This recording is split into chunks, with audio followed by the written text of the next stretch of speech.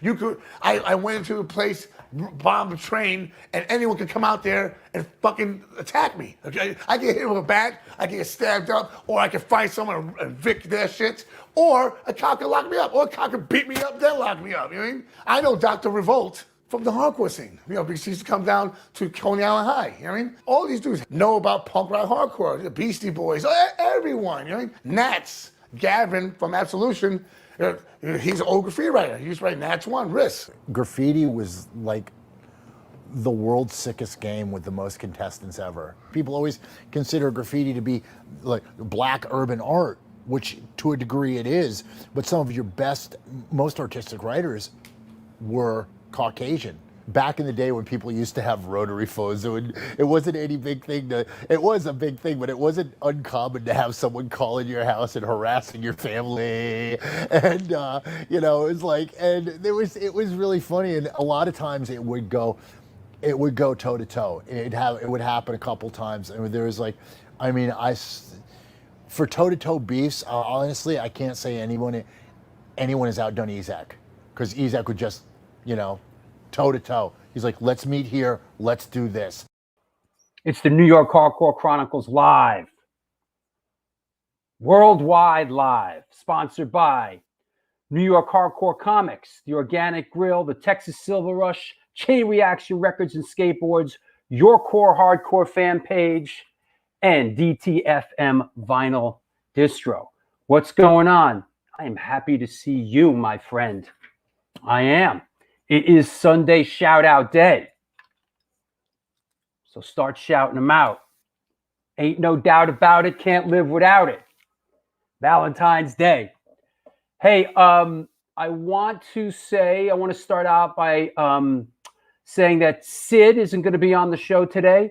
A good friend of his passed away, sadly. Damien from the LES Stitches. And he decided that he was going to sit this one out. He's very upset. So here's a shot of Sid and Damien. So rest in peace, Damien. Sid the Kid, we love you, and we will see you soon. So dedicating this show, memory of Damien. There you go. That said, let me see how everybody's doing. Yes, Sid the Kid. Rest in peace, Damien. Yep, absolutely. Michelle, V-Day's lame. Hallmark got everyone's money. Listen, is Valentine's Day an American?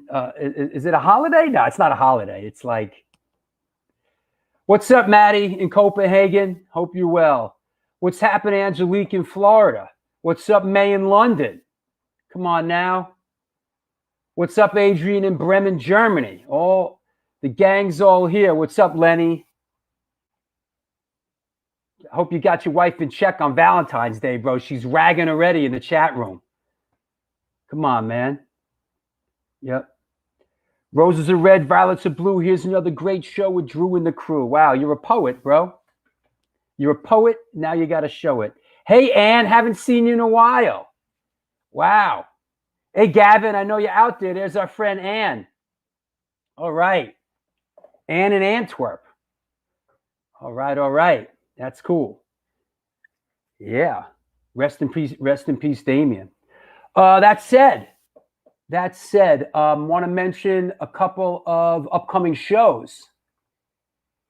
Here we go. Let me clear the deck. Sunday shout out day. What?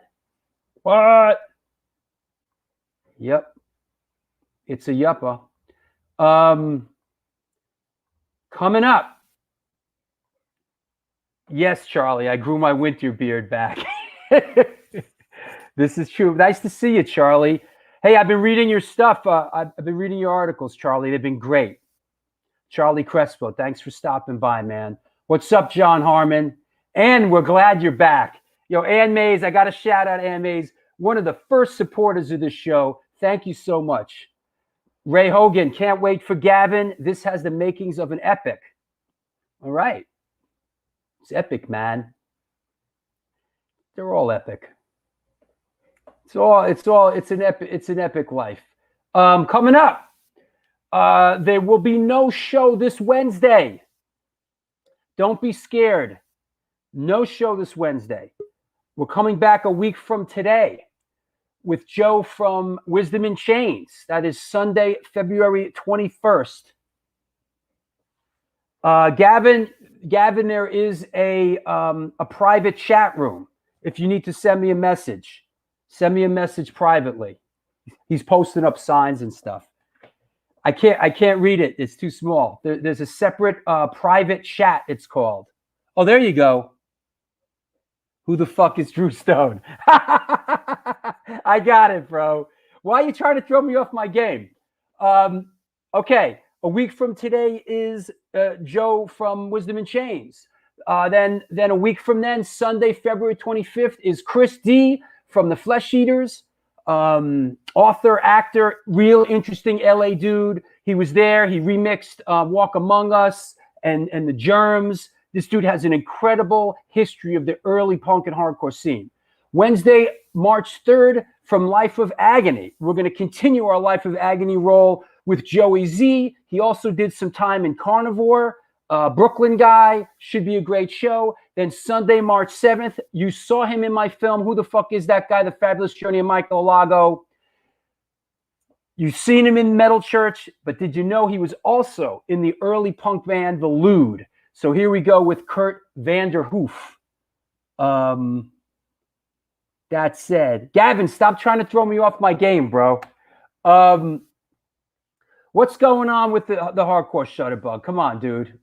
Manowar. Boy, what's with you and Manowar lately, bro? I don't know. We started talking about it the other day, and I went down the rabbit hole, and I busted out the old Manowar records. You were sending me all this Manowar stuff, man.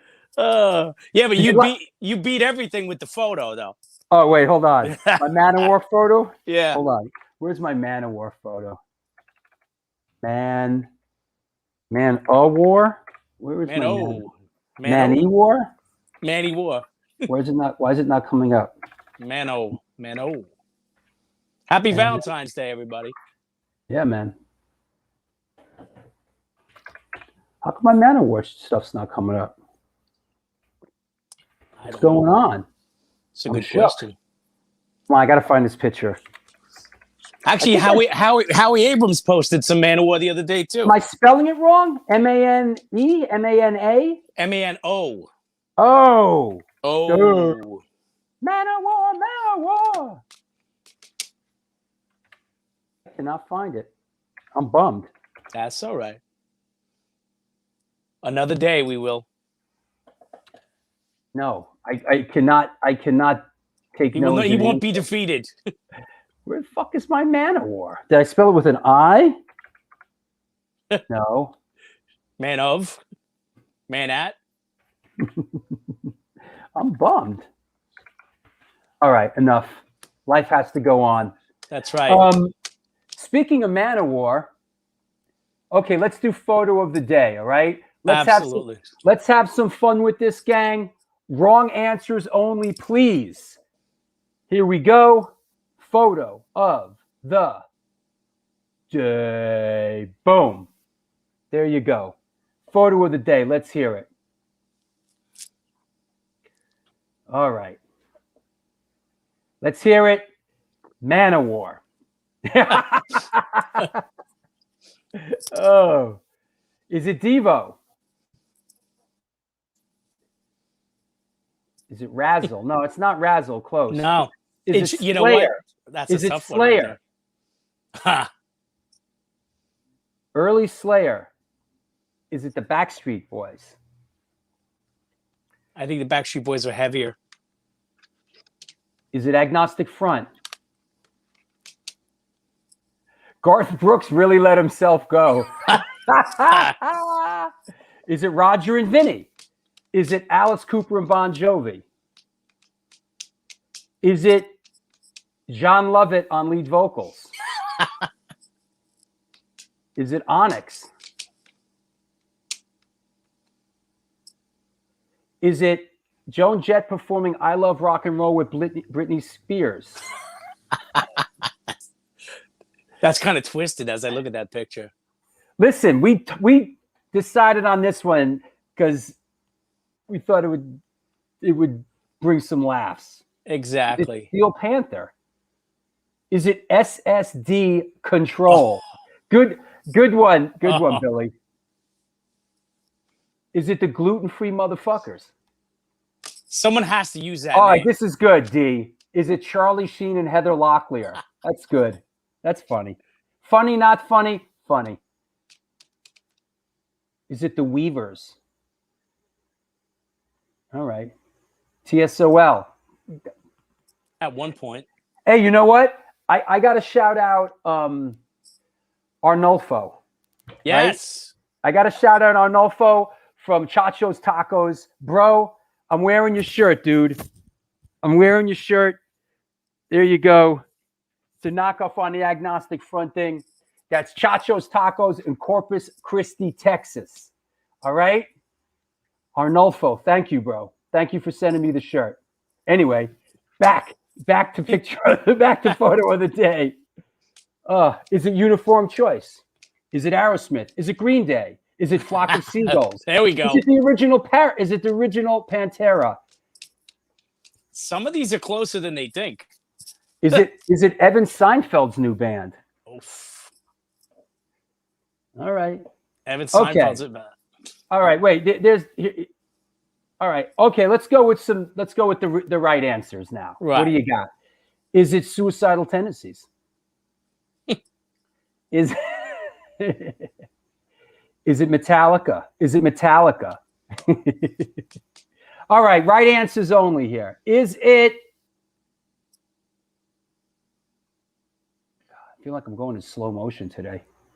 It's okay. Is this the real life? Come back here, you rabbit. Take my head. Caught in a landslide. No escape from. All right. Is it the Crew? Is it Vince and Nicky? Is it Motley Crue? Is it Motley Crue? Is it Motley Crue? Is it Motley Crue? It is Motley Crue. All right. Let's hear it. This is 21 years ago. This is the year 2000. And this is Motley Crue at the Jones Beach Theater of Wantagh, Long Island. The show was supposed to be Anthrax, Motley Crue, Megadeth. But Anthrax bailed. I don't know why. I was very disappointed. I was really there to see Anthrax. And they were a no-show. But it was the cool thing for me is that Tommy Lee did not play at this point. They had Samantha, the drummer from the band Hole, play drums for them on this tour. And I thought she was fantastic. Not going to lie, not a huge Motley Crue fan. But I think they've had a couple of good moments over the years. But at the time, they were touring a record that to this day, I still don't think I've ever heard a single song from. But they were good. I mean, they were still in relatively good shape here. I saw them on what was supposed to be their farewell tour a couple of years back. And Alice Cooper mopped the floor with them. Frankly, having him open for them was a bad idea. No, and, I saw Motley Crue at the US Festival in 1983. See, that's Motley Crue. Yeah, I was there. I went to the US Festival in San Bernardino in 1983. And Heavy Metal Day, if I remember correctly, was Motley Crue, Quiet Riot, Triumph, Judas Priest, Ozzy Osbourne, Scorpions, and then Van Halen. Yeah, I remember watching that on like a Showtime or whatever it was. I was there, bro. And then the night before that was New Wave Day, and the Clash headlined, and it turned out to be the last show they ever played with Mick Jones. Right. Yep. Now, didn't Bowie headline like the third day? I think it was. Yeah, Bowie played the third day. But you know what I remember from that? Who was really good? And U2 played. You know, fuck U2, man. I hate U2. You know, like fuck you. Seriously, man. U2 can fucking fuck. Who do you like more, U2 or Billy Joel? Yeah, U2. Billy Joel and Phil Collins and Styx are at like the bottom of my scale. And then, you know, but U2, you know, You know who was great? Men at Work played that day. The Stray Cats were great that day. Oh, I love the Stray Cats. Who did I think was really good? Scorpion. Well, different days. Stevie Nicks played the third day. I thought she was pretty good. You know. Yeah, But, I've never seen the Scorpions. Oh, that's right. Missing. That's right. Missing Persons played with Terry Bozzio. I'm a big Terry Bozzio Zappa fan. So, you know, Denise LeBeau, where's Gavin? What the fuck is this?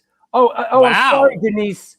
Oh, I'm really sorry, Denise, that we're not working on your schedule today, Toots. You know, I'm really sorry. We'll try to ramp it up a little bit. And we'll get Gavin on as soon as possible for you. Okay. Wow. Unbelievable, man. Boy. What the fuck is this? You want to know what the fuck this is? Jesus, man. You know, it's funny. I was just about to say, I think it's really cool that everybody appreciates our sense of humor, that they don't mind if we stray from the hardcore thing, to throw a little metal up there, have a little fun with it. Chill out, yelled at. Chill out, Karen. Good one, Lenny. Chill out, Karen. What the fuck is this? All right. Well, good talking to you, Steven. Nice to see you voguing and striking a pose. And oh, there you are. Yeah, there I am. Yeah, I thought the girl did it. She tried to sabotage me. She put a hex on you on I guess she didn't get enough Valentine's Day gifts. Listen, you know, happy Valentine's Day, Denise LeBeau. Yes, here. Cheers to you. There you go. One last thing on Motley Crue. Yes. I saw Motley Crue after that. They played here at the Beacon Theater in Manhattan. They opened for Rat, right? And that was the Shout at the Devil tour. And I went with my brother, and we were like, I don't know how I got these tickets or why, or I don't know how I got Rat Motley Crue tickets, but they were like 6th row center, and we went. And this is the very beginning, just the Shout at the Devil was blowing up. And Motley Crue was friggin' great. They were awesome. Well, to me, that was their absolute peak. I think they got huge, but Shout at the Devil was a great record, start to finish. And then they got a little foofy for me, and that's not my style. Yeah, for little foofy. You know, Isn't that a name for like the female private parts? Like your foofy? What's going on with your foofy? You should get that foofy looked at. Hey, how's that foofy of yours? Oh, man. Shaving that foofy these days or what? What's going on? Hey, it's Valentine's Day. Anything goes today. That's right. Yeah. All right. Hey, look. Thank you. And this is all right. Thank you. This is going to be a fun one. I'll talk to you soon. Absolutely. All right. Bye. All right. What's happening? This is the New York Hardcore Chronicles Live, and we are sponsored by New York Hardcore Comics, The Organic Grill, DTFM Vinyl Distro, the Texas Silver Rush, Chain Reaction Records and Skateboards, and Your Core Hardcore Fan Page. Your Core Hardcore Fan Page. In the wake of the pandemic, Your Core Chris created Your Core Fan Page, utilizing lessons learned from over 20 years of being an educator and social worker. He decided to try to reach where hardcore punk and the surrounding genre of bands create not only their music, but their message. The interviews are from a psychological perspective to harvest motivation, personal insight, and perspective. Please reach out to them on Facebook or Instagram if you have content to share. If you want to promote your band, Your Core Fan Page. Also, while we're at it, New York Hardcore Comics opened back in 2013 when lifelong friends Debo the Pro and Lee Fairley combined their collections and obsessions for comic books, punk rock, toys, statues, Magic the Gathering, and all things horror. The store is located at 117 Main Street in lovely Dobbs Ferry, New York. If you want to support them during this pandemic, contact them via email at newyorkhardcorecomics@gmail.com. That said, let's bring on our guest. Hopefully everybody's okay out there. Everybody out there in the chat room, okay. Foofy was my grandmother's dog's name. Hey, you know what your grandma named the dog after? Her Foofy. Dr. Foofy, good one. Yep. Hey, Rafael in Brazil. Nice to hear from you, man. There you go. Okay, here we go. Here we go. Here we go. Here we go, yo. That said, let's clear the deck. What's up, NYHC? All right. What's happening, Joe? Joe Rumini from the Texas Silver Rush. Here we go. And ladies and gentlemen, boys and girls, let's clear the deck. What the heck? Today's guest. All right? Everybody ready for today's guest? Everybody calm down? Jesus. Man. Fucking Valentine's Day. Yo, Gavin. Yo, girls are going crazy here, Gavin. Today's guest is an American guitarist, songwriter, hailing from the wilds of New Hampshire and Vermont. He's known for his work with the bands New York Hoods, Side by Side, Die 116, Absolution, and of course, Burn. He's also a martial arts enthusiast, and he is the operator of Diamond Heart Striking and Grappling in Brooklyn. Please welcome, coming at us from the Lower East Side of Manhattan, the old school thumper, Mr. Gavin Van Vlack. What's up, bro? What up? What's going on, man? How you doing? I'm good. Thanks for coming on, brother. I fucking love you, Denise. Denise, thank you for the support. Thank you. Yes. So much hair metal. So much hair metal. Gotta love it. I got it. No. Here's the thing when it comes down to, because everybody goes, oh, Samantha Mahoney from Hole, but everybody forgets that fucking Sam Mahoney played a Shift. You know, she was the drummer for Shift. The first time I ever saw her play, I forget who it was. Someone said to her, like, for a girl, you're a great drummer. And I was like, asshole, she's just a great drummer. You know, she's always been such a stalwart musician, you know? Yeah. Just across the board. Her work with Shift, her work with Hole, her work with Peaches. Like, she's played with so many different people. Hey, tell us what's going on. But enough about that. More about me. What about you? Enough of me talking about me. Let's hear you talk about you. What's the latest? What happened? Exactly. When the zombie apocalypse hit? How'd your life change? What's the latest? My life didn't change. I'm one of the people that were quite honest, like, you know, oh, my life has been put on pause, and that's a fucking choice you make. You can't do that.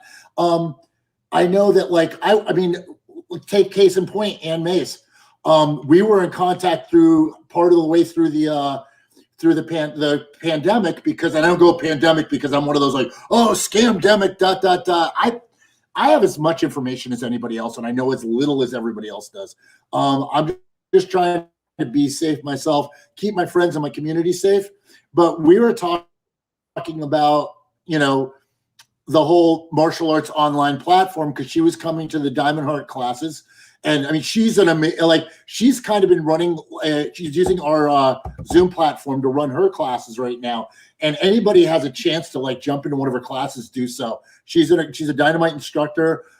She's one of our people. She's from the hardcore scene. And I try to support, you know, that as much as possible. I'm a blatant nepotist. I will hire from the inside as much as I can. Like anybody who knows about, like, you know, the development, like what we did, we just changed the locations of Diamond Heart from our 857 Broadway location in beautiful downtown Bushwick to the more upscale region of quote unquote Morgantown in glamorous, beautiful Bushwick. I hired, you know, Cousin Joe. We hired his electrical company, which they do amazing work. Nobby Bones and Rob Phelps carpentry company did our build out.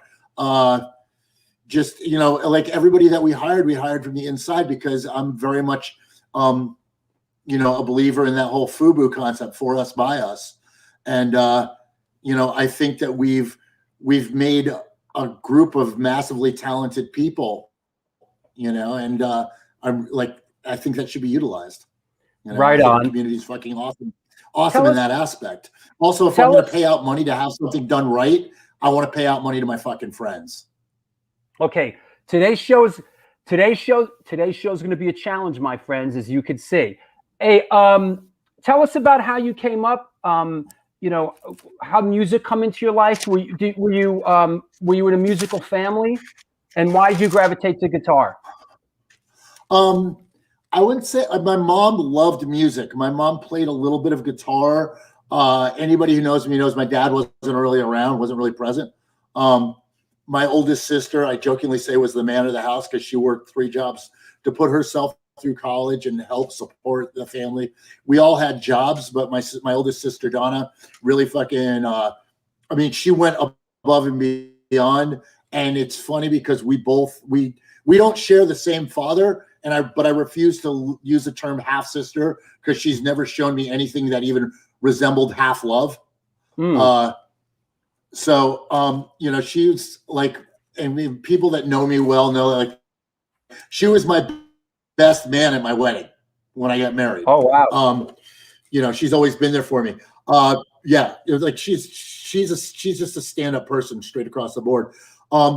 But yeah, I grew up around my mom's from Flatbush. So I grew up around a lot of blues, a lot of jazz, and a lot of like what would be considered urban music. Disco is a steady thing. My first live show ever actually was Waylon Jennings though. And what made me fall in guitar is like, what the fuck doesn't make you fall in love with guitars? You're up, someone's up on stage and everybody adores them. And that's kind of the thing. You're like, wow, holy, that's something I want. I want to have that in my life.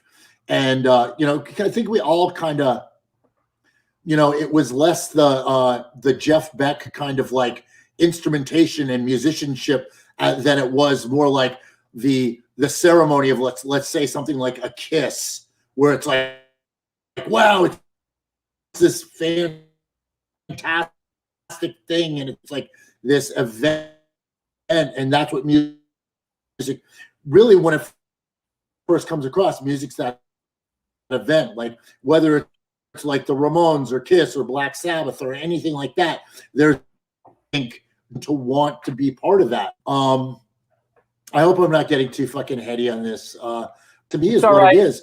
And then later on, as you fall in love with a music style deeper, you start to, just go like that. Just why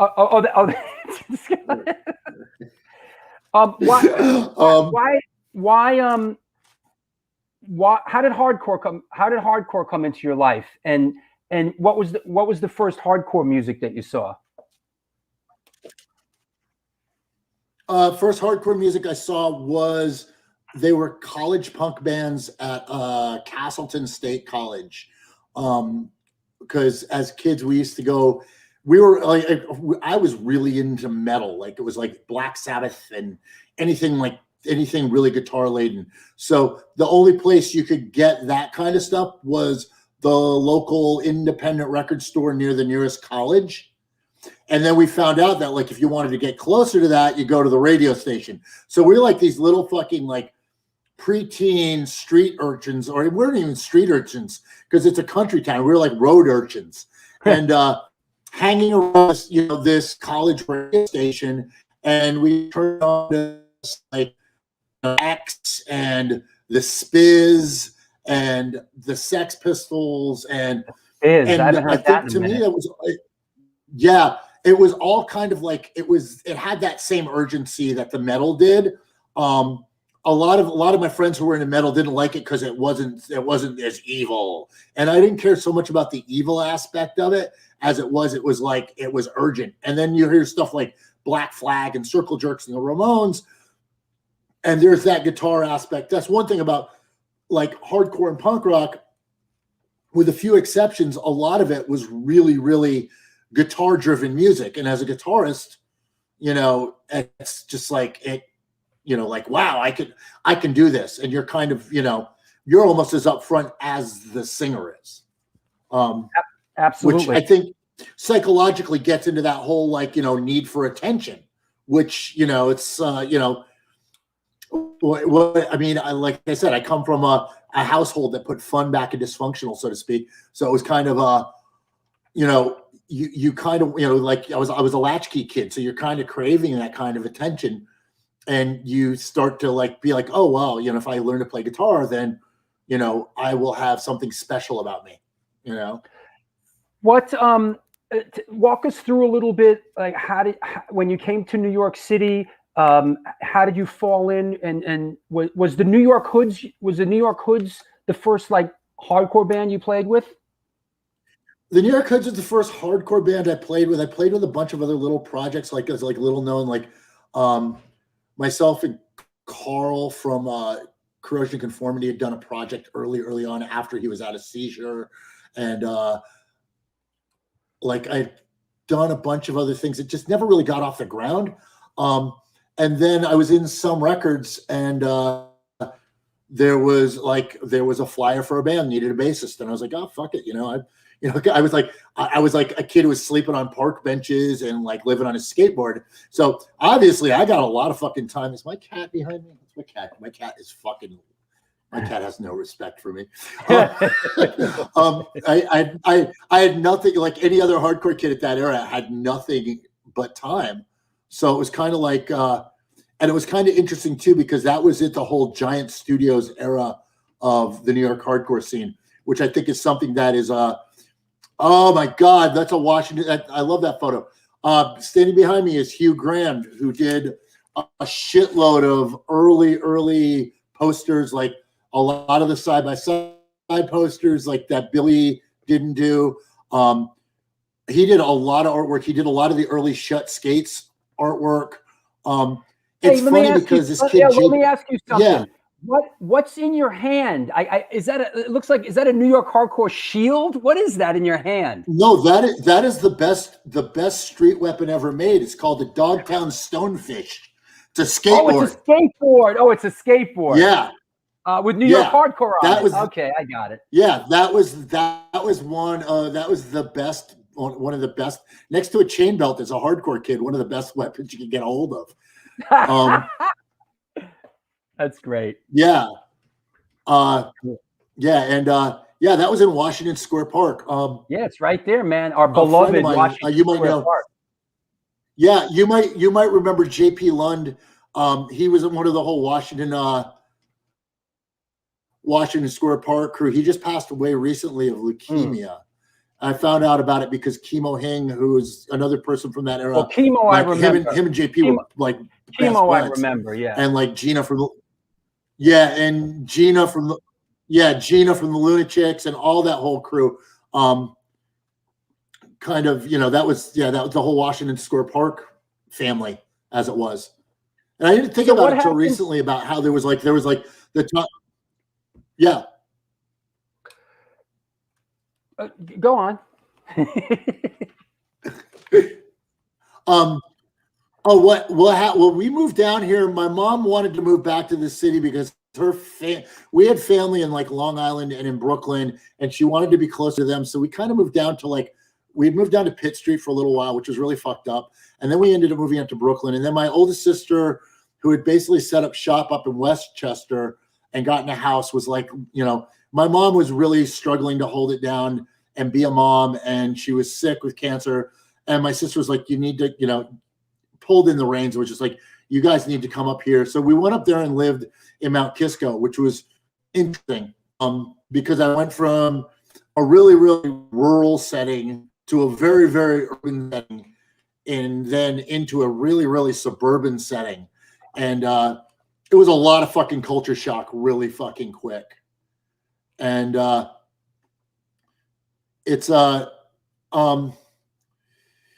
was. Is that right? Yo, is that right? Chucky Brown tells us, was your mom Miss Delaware in the 1947 Miss America? Yep. Wow. Yep. That's cool. She was she was, I mean, my mom basically looked like a Mexican Claudia Schiffer. Absolutely gorgeous woman. Super heavily cultured. And just, I mean, I'm thankful she did good to mom. I mean, it's like, everybody who knows me knows I have a dark sense of humor. And, you know, it's like, I jokingly say, like, my parents did the best they could, which apparently was like leave and die.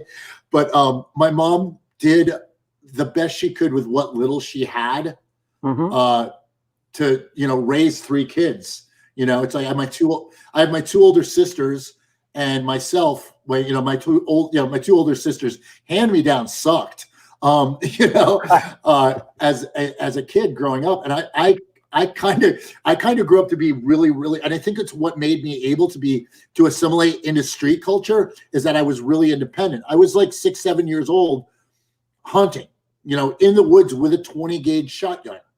What and age? That was, it's what not age? like a special where I grew.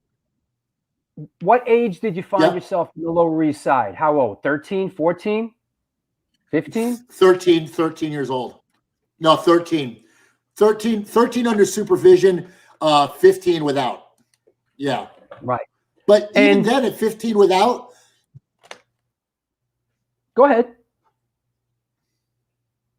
Yeah. Even then 15 without, we still had like, we had what we have now. We had family. Like I was bouncing back and forth between coming down to go to shows in the city and going to shows up at the Anthrax and when it was in Stanford. And then, you know, every once in a while I would crash at my sister's place. I used to crash at Parmaninda, Purcell from Youth of Today. I would crash at his house more times than not. His father would kick me the fuck out.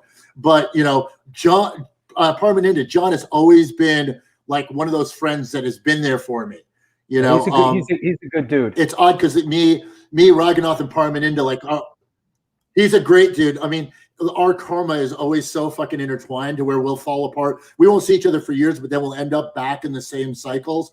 Last summer, I was riding upstate a lot, and I would stop in Hudson, and Craig Satari and Parmaninda and I would hang out and get coffee at a local, like this motorcycle cafe shop, and we'd sit and just talk for hours. It was just amazing. It was awesome. Hey, I love those guys. They'll always be family. Let's address this here. So Thomas Starkey asks, did Tom Gavin Starkey, the building I live. Did I? Yeah, I lived in several, and actually the building. Let me address this. The building that I live in. I'm going to address this. Did Gavin live in a squad on the LES? Gavin did live in a squad in the LES, and as a matter of fact, he lives in the same squat right now. Why don't you tell us about that? How did you end up in that place? What year? And it's incredible that you still live in the same place, right? Yes, I do. So here's what happened. I got involved in the squat scene, I think it was like around 85, 86. And it wasn't really super intentional. It was just like, oh, why am I sleeping on park benches where it's kind of, and in this neighborhood, it was still kind of dangerous to where you could kind of go to higher ground, like monkeys sleeping up in a tree. And the smartest thing to do really was to get into an abandoned building, get up to the top floor, make it so there was limited access to it, usually just to the fire escape, which there was a couple places that I knocked the stairways out so you couldn't get up. And, you know, I'd set up residency there as long as I could until possibly the building would get burned down or something would happen. And then gradually I got more into the organized homesteading scene, which after a while, after 87, I got sick of it because, like I've said it before, within the squatting community, there's some great people, but there's a lot of people that are kind of like, oh, well, I'm just here to get everything I can get without having to do the work. Right. So that made me just really disenchanted with it. And I ended up moving to Williamsburg around like 87, 88. We had a loft space in Williamsburg, which like us and Quicksand and all these bands used to rehearse in, like that was going more towards 89. But back then, Williamsburg, 87, 88 was, everyone's like, oh my God, it must have been crazy. Yeah, it was fucking awesome because the cops didn't exist. We basically built skate ramps everywhere. We did graffiti everywhere. We drank everywhere. Around, and I'm getting a little bit outside of the hardcore scene, there started to be this blowback from what were the original Baker Beach parties in San Francisco, which then evolved into Burning Man. But people were coming back from those parties and throwing their own things on the Williamsburg waterfront in those warehouses that were fucking amazing. So it was a really cool cultural thing to be around. Around 89, I was drinking at Mona's on, was it Sophie's or Mona's? Mona's on Avenue B. And a friend of mine the Mona's was, was a punk rock bar. And a friend of mine who I'd been involved with in the hardcore scene was like, hey, I've got a building. And I was like, no, fuck you. I'm not getting involved in it. So pour a beer and around 3 o'clock in the morning, we're sledgehammering the whole door off of this building. So I was like, yeah, all of a sudden it seemed like a great idea. So what we did then was we just sent a paper trail to the building. We started getting tons of junk mail sent to the building under our name to set up residency. Keep in mind, caveat, you can't do that now. There are other ways you can do this, but this is not one of the ways you can any longer take over a building. So we set up shop in the building. We ran the electrical. We ran the plumbing. We set it up so it was like a real apartment building. We didn't just turn it into a punk rock flop house, which was my grievance with a lot of the other squats that I had lived in. That people didn't want to do the work. They didn't want to have a better way of life. They were happy with settling. I've never been a settler. I'm always, I was living, here's one of the things you'll learn if you ever go to Burning Man is how to live on a higher level in an environment that wants you dead. I've been doing that since I was a kid. So it was kind of like at what point did it stop being like a squat and like become legit? I'm just curious. How does that happen? Like in New York City? That was a weird twist of politics because there was the Tompkins Square Park riots, which had, despite what anybody says, had nothing to do with the homesteading community. It wasn't our riot. We suffered a lot because of it. 13th Street Squat, which was a kind of like a punk rock venue, Lucky 13. Like I played there in Absolution with Nausea and Public Nuisance a couple of times. Rosario Dawson was raised in that fucking building. Mm-hmm. That was the building when Rudy Giuliani stormed 13th Street. That was the building that they went after. And Rosie Dawson's mom, who was a badass in her own right, she used to walk the street with a baseball bat kicking fucking drug dealers off the block. Total badass. Bro, look what I just found. Hold on. I just typed this into my archives. What? And this is the first thing that came up. Hold on. This is awesome. Check it out. Squatters benefit. Absolution, public nuisance at Lucky 13. Yup. That show, that's funny. That was a great show. And it's funny because someone said to me probably about 2 months ago, and they were like, yo, man, that shit is like something in regards to something like, yo, that is like classic New York punk rock. And whenever I think about classic New York punk rock, I think about Nausea playing and Todd Youth in a full Adidas tracksuit, fucking pogoing and moshing. Shit you not. I wish there were photos. But yeah, Todd Youth in a fucking Adidas tracksuit, actually jeans and fucking, it was just quintessential fucking what we were. That show was so fucking amazing. Yep. And so I know we didn't finish on the, so let's wrap up the squat thing. How did it become legit? Well, how it became legit was through it was a mixed blessing because after Giuliani had rolled the tanks down 13th Street, all of a sudden he started getting a shitload of bad press, in which they figured they had to get a better way to get us out. So what they started to do was have the fire departments come in and try to find code violations. Now at this time, I already drank with a lot of guys from the local firehouse at Horseshoe Bar, at Vazak's at Vazak's Catering, the Horseshoe Bar, classic New York City bar. And they had kind of cued us into like, listen, this is what we need to see, so we can't, file any papers on you. And we had all that stuff. So they came in, they gave us the clearance, and then basically what we did is we filed for grants to own the buildings because they couldn't stop us now. They basically, in trying to get us out, had opened the floodgates for us. And at that point, it was like 15 other buildings to be able to go totally legal. So we jumped at it. We were like, okay, bam, we have to make this happen. And that's what I always tell people is like, do your due diligence, do your paperwork. There are ways and loopholes. The loophole that we used was something that had in the American Constitution to basically screw over the American Indians. And they hadn't taken it out. They didn't take it out till the mid-90s, adverse possession. And basically that's what we had used because these buildings were in what they call the code, REM code. So they were public domain. There's usually always a loophole, and there's stuff that you can still find trailer parks and shit like that. And people are like, oh, I don't want to live in a trailer park. It's not the building. The building is usually shit. It's the real estate that's on it. Never look at something as it is. Always look at something how it can be. That's what makes punk rock great, is that we take something that has very minimal value to others and we turn it into something amazing.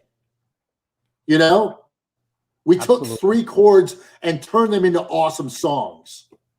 Hey, I want to ask you, I guess, sort of like next in the chronologically. Tell us about how this band Absolution came to be, and walk us a little bit of through the history, because Absolution has a rich New York hardcore Lower East Side history. Yeah, we were. It's funny because I came back. I'd gotten into a little bit of legal problems. I'm not going to go into details on. If anybody wants to know, they can always just watch that damn Slayer video and that DRI video. But I incriminate myself too much there. But I'd left town and I came back, and when I'd gotten back into town, all of a sudden there were a few people that kind of started to use me as a little bit of a scapegoat for a lot of things. So I kind of came back to New York with a vengeance. And one of those things is like, I'm going to fucking do some music that no one's ever that no one can touch. And yes, you're right. Yes, Lenny, that is truth. Guilty. Oh boy, sorry, bro. yeah. So hey, it's better than punching someone in the face with your hand. And Gingy Brown, who was a really good friend of mine, Gingy, Sergio Vega, and I were like buds. And I came back to New York and I talked to Gingy. And Gingy was one of those guys who was like, it was kind of the thing, like you always made a front man out of the baddest motherfucker in the pit, And Gingy was that dude. And he also came from like a musical background. His father was Marion Brown, the jazz hard bop player.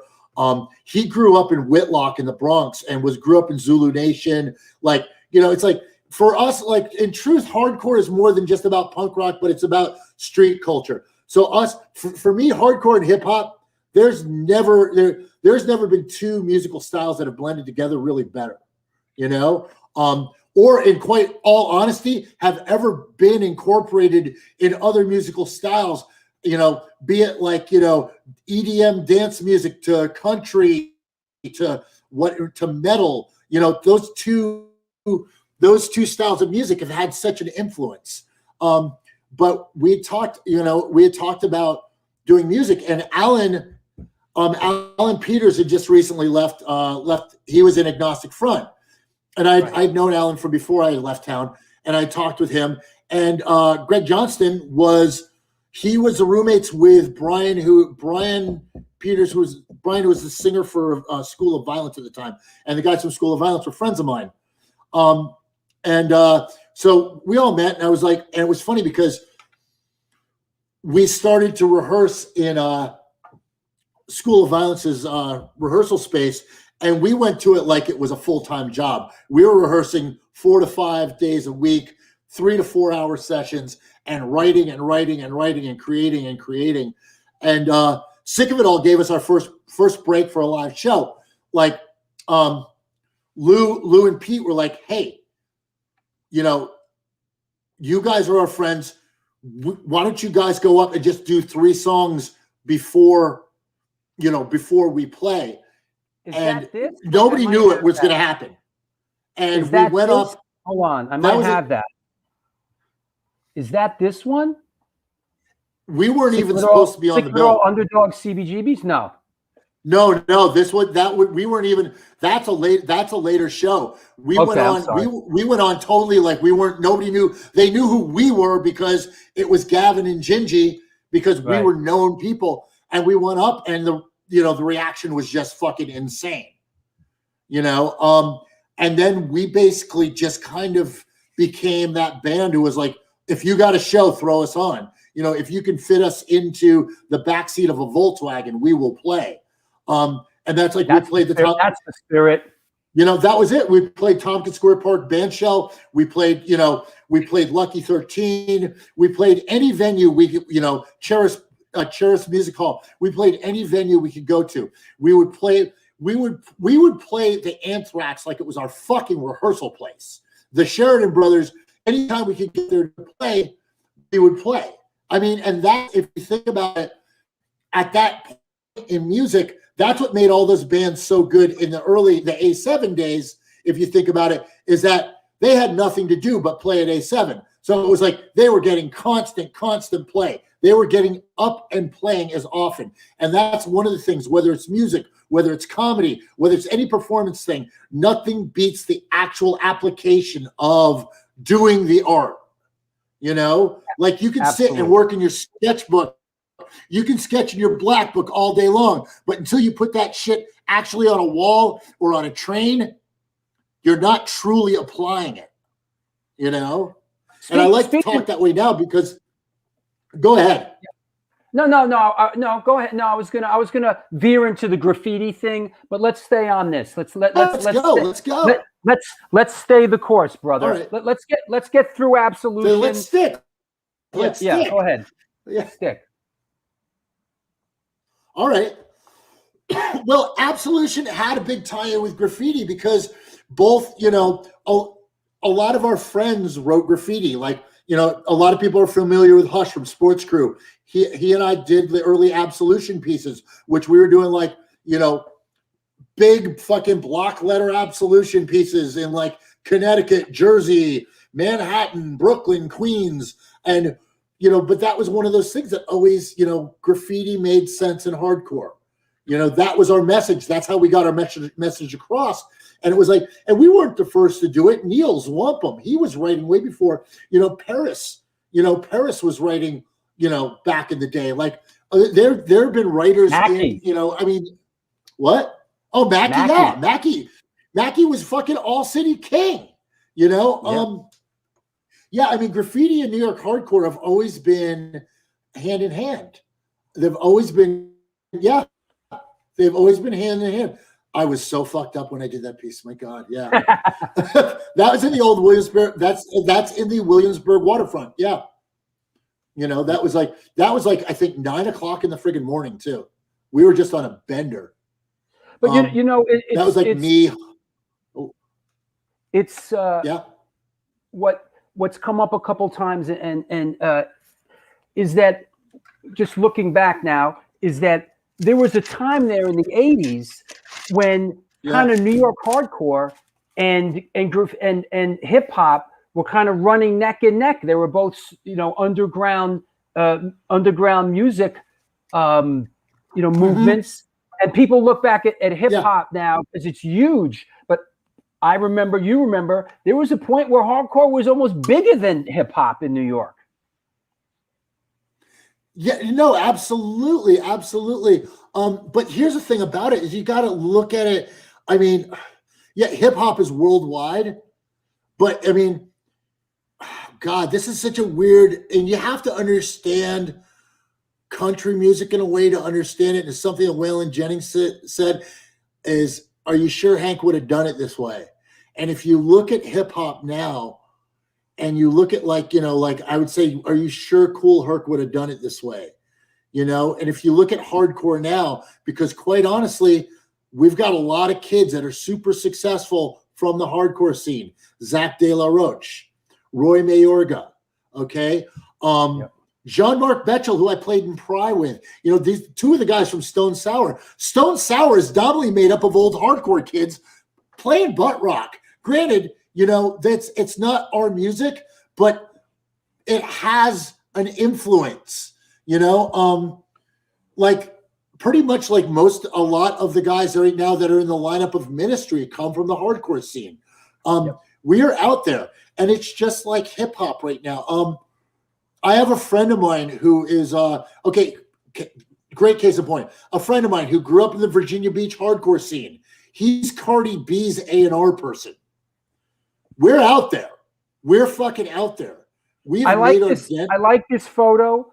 I think I use this photo. I feel really sad for that one kid though. He looks like he's that's what I was getting at. It's like this poor kid looks like he's crying, bro. Yep. It's like this poor kid is just getting mushed, man. If anybody knows who this poor bastard is, tell him I'm sorry. Tell him I'm sorry. I mean, I like this because in a certain way it ties in the graffiti thing. I love it. I use this in the graffiti segment of the film when you're talking, because in the background on the wall of CBGB's is some graffiti. Yeah, Murphy's Law, Gilligan's Revenge. I'm wondering, I just, for the first time today, I actually tried to figure out who is playing. Do you have any idea who that is standing there with the mic? Yeah, that's no for an answer. That's Dan O'Mahony. Nice. Yeah. Wow. That was like they got stranded at JFK Airport. The record company that was supposed to be taking care of them didn't take care of them, and I forget how Dan got in touch with me. We were pen pals and kind of like we phoned each other and stuff. And this is, keep in mind, this is pre-internet, pre-cell phone. And I think someone on Avenue A basically was like, the goddamn Hardcore Pony Express was like, yeah, the guys from No for an Answer are stranded at JFK Airport.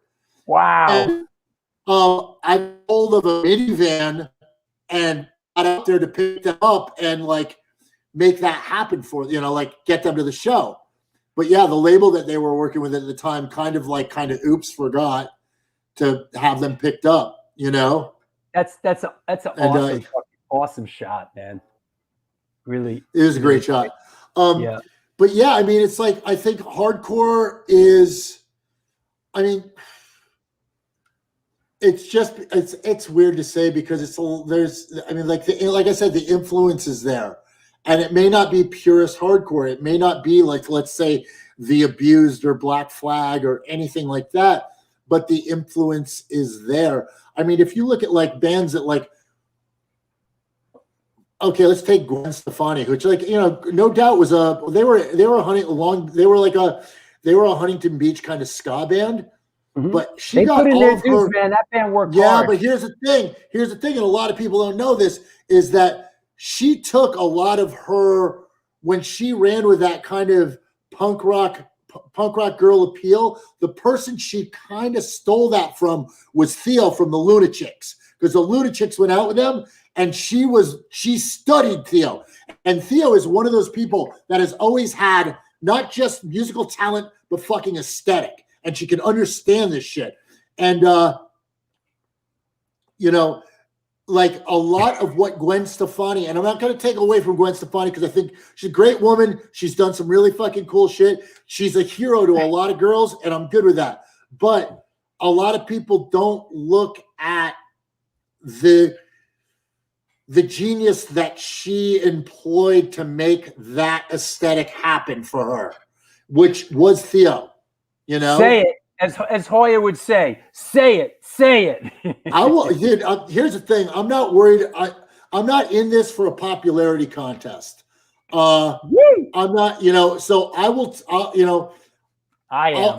I'll be a truth sayer on a lot of things because, quite honestly, I think credit should be given where credit is due, and I think that the Lunachicks are one of those bands that don't get enough fucking credit.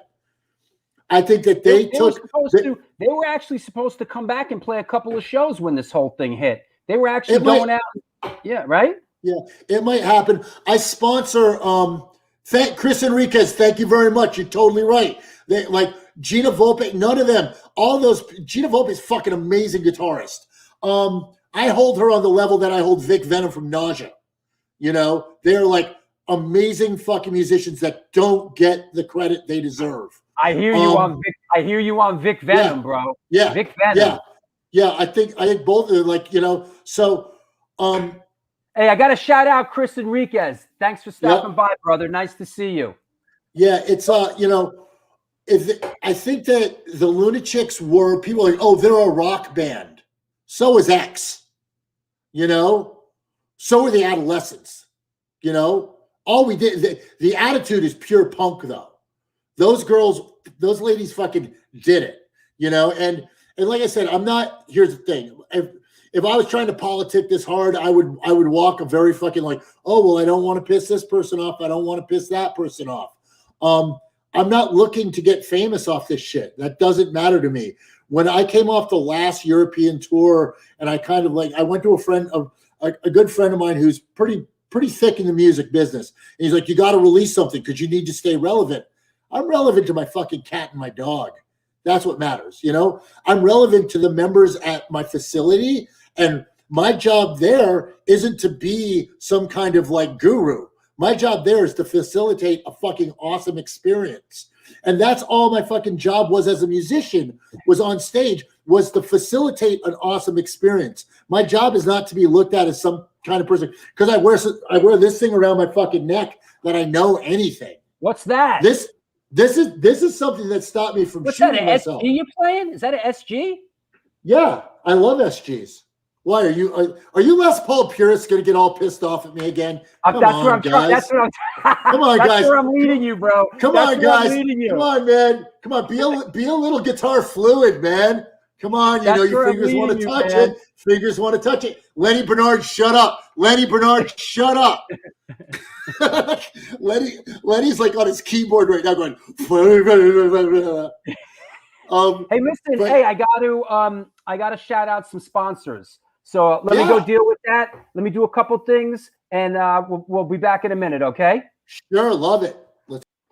Hey, what's happening? This is the New York Hardcore Chronicles Live, and we are sponsored by the Organic Grill, Chain Reaction Records, the Texas Silver Rush, New York Hardcore Comics, Your Core Hardcore Fan Page, Organic Grill, and DTFM Vinyl Distro.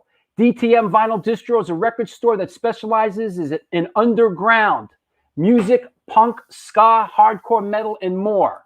Located in the heart of Fargo, goddamn motherfucking Fargo, North Dakota's industrial district.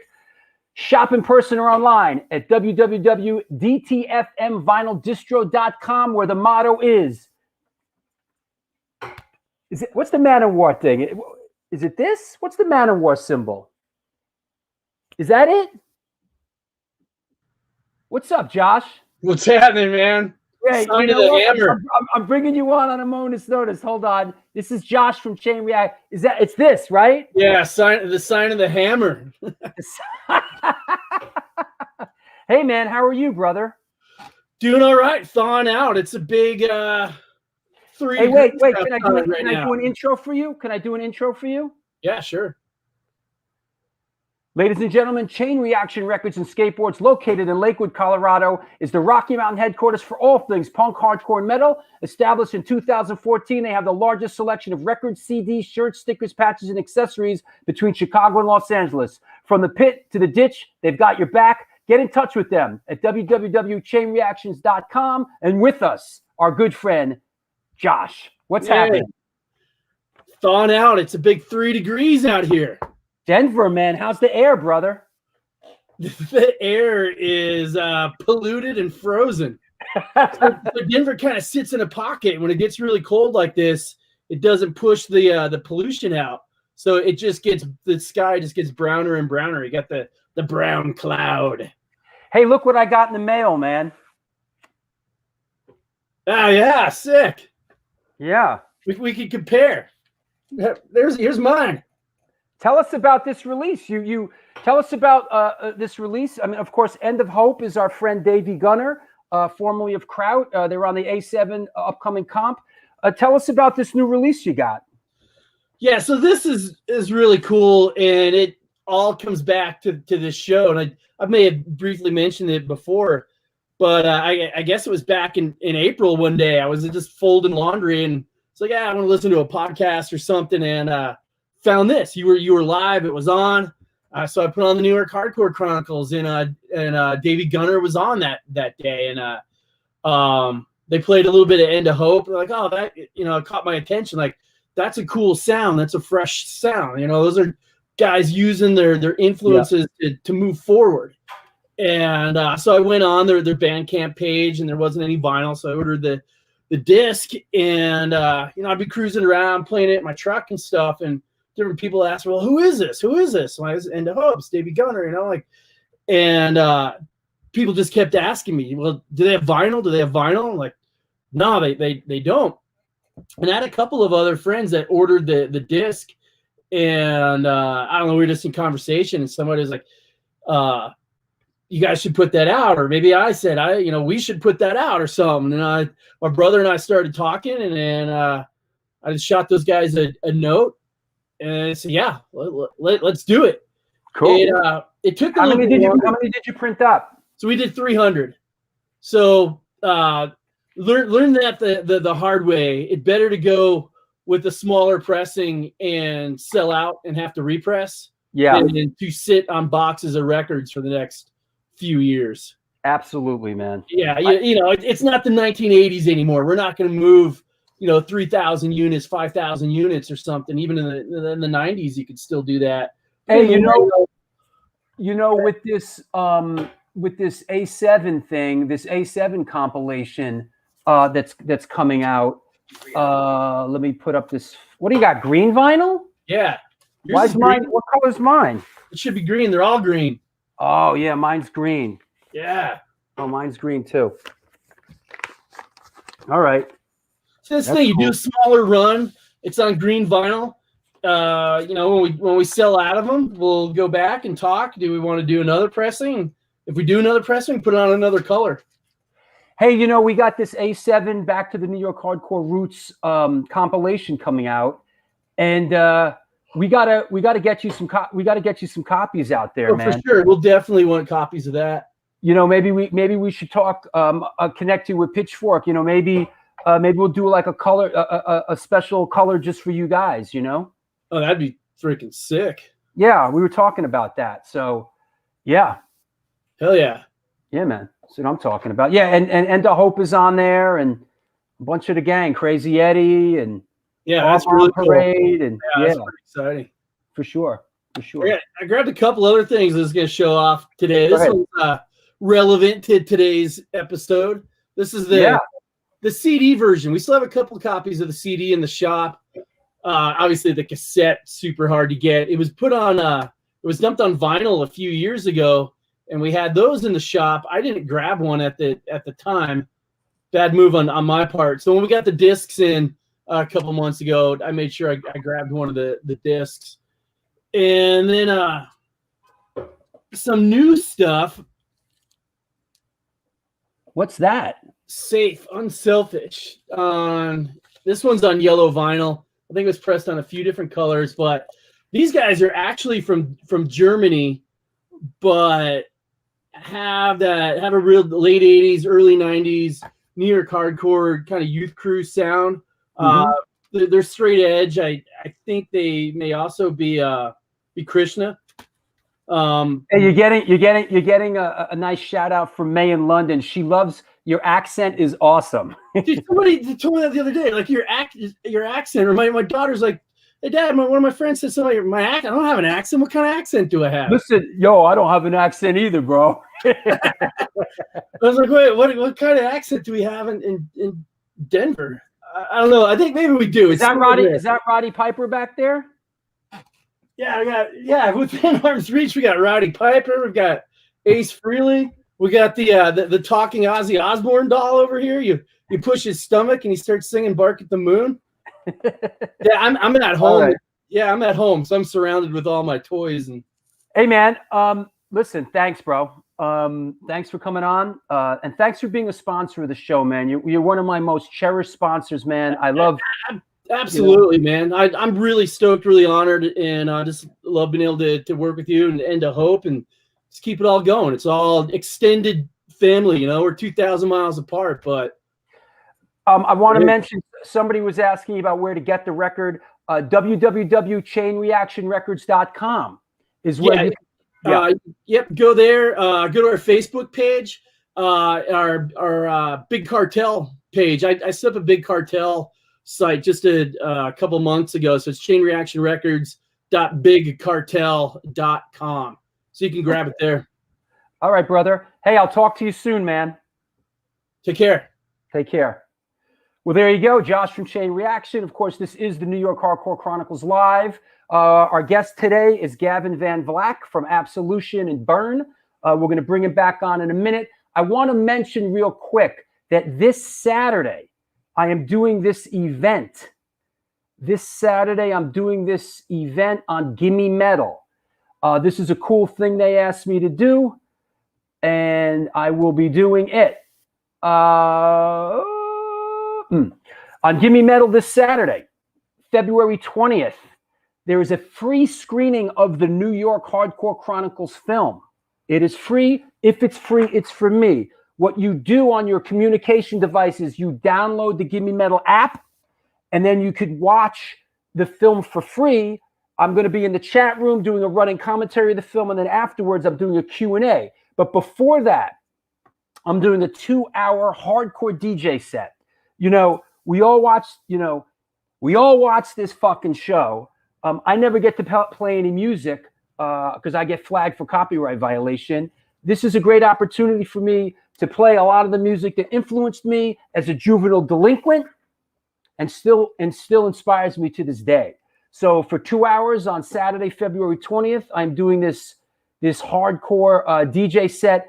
And I am also going to be playing tracks from the upcoming A7 Back to the New York Hardcore Roots series. I will be playing the world debut of the new Antidote NYHC track that is on the comp. Also, the new Reaching Out track and the new Dead Blow Hammer track and a couple other tracks as well. So get with the program. Check it out. It's this Saturday. So come on through. Listen to some of that A7 stuff. Don't be shy. Let it fly. That said, let's bring our guest back on the show, Mr. Gavin Van Vlack. What's up, bro?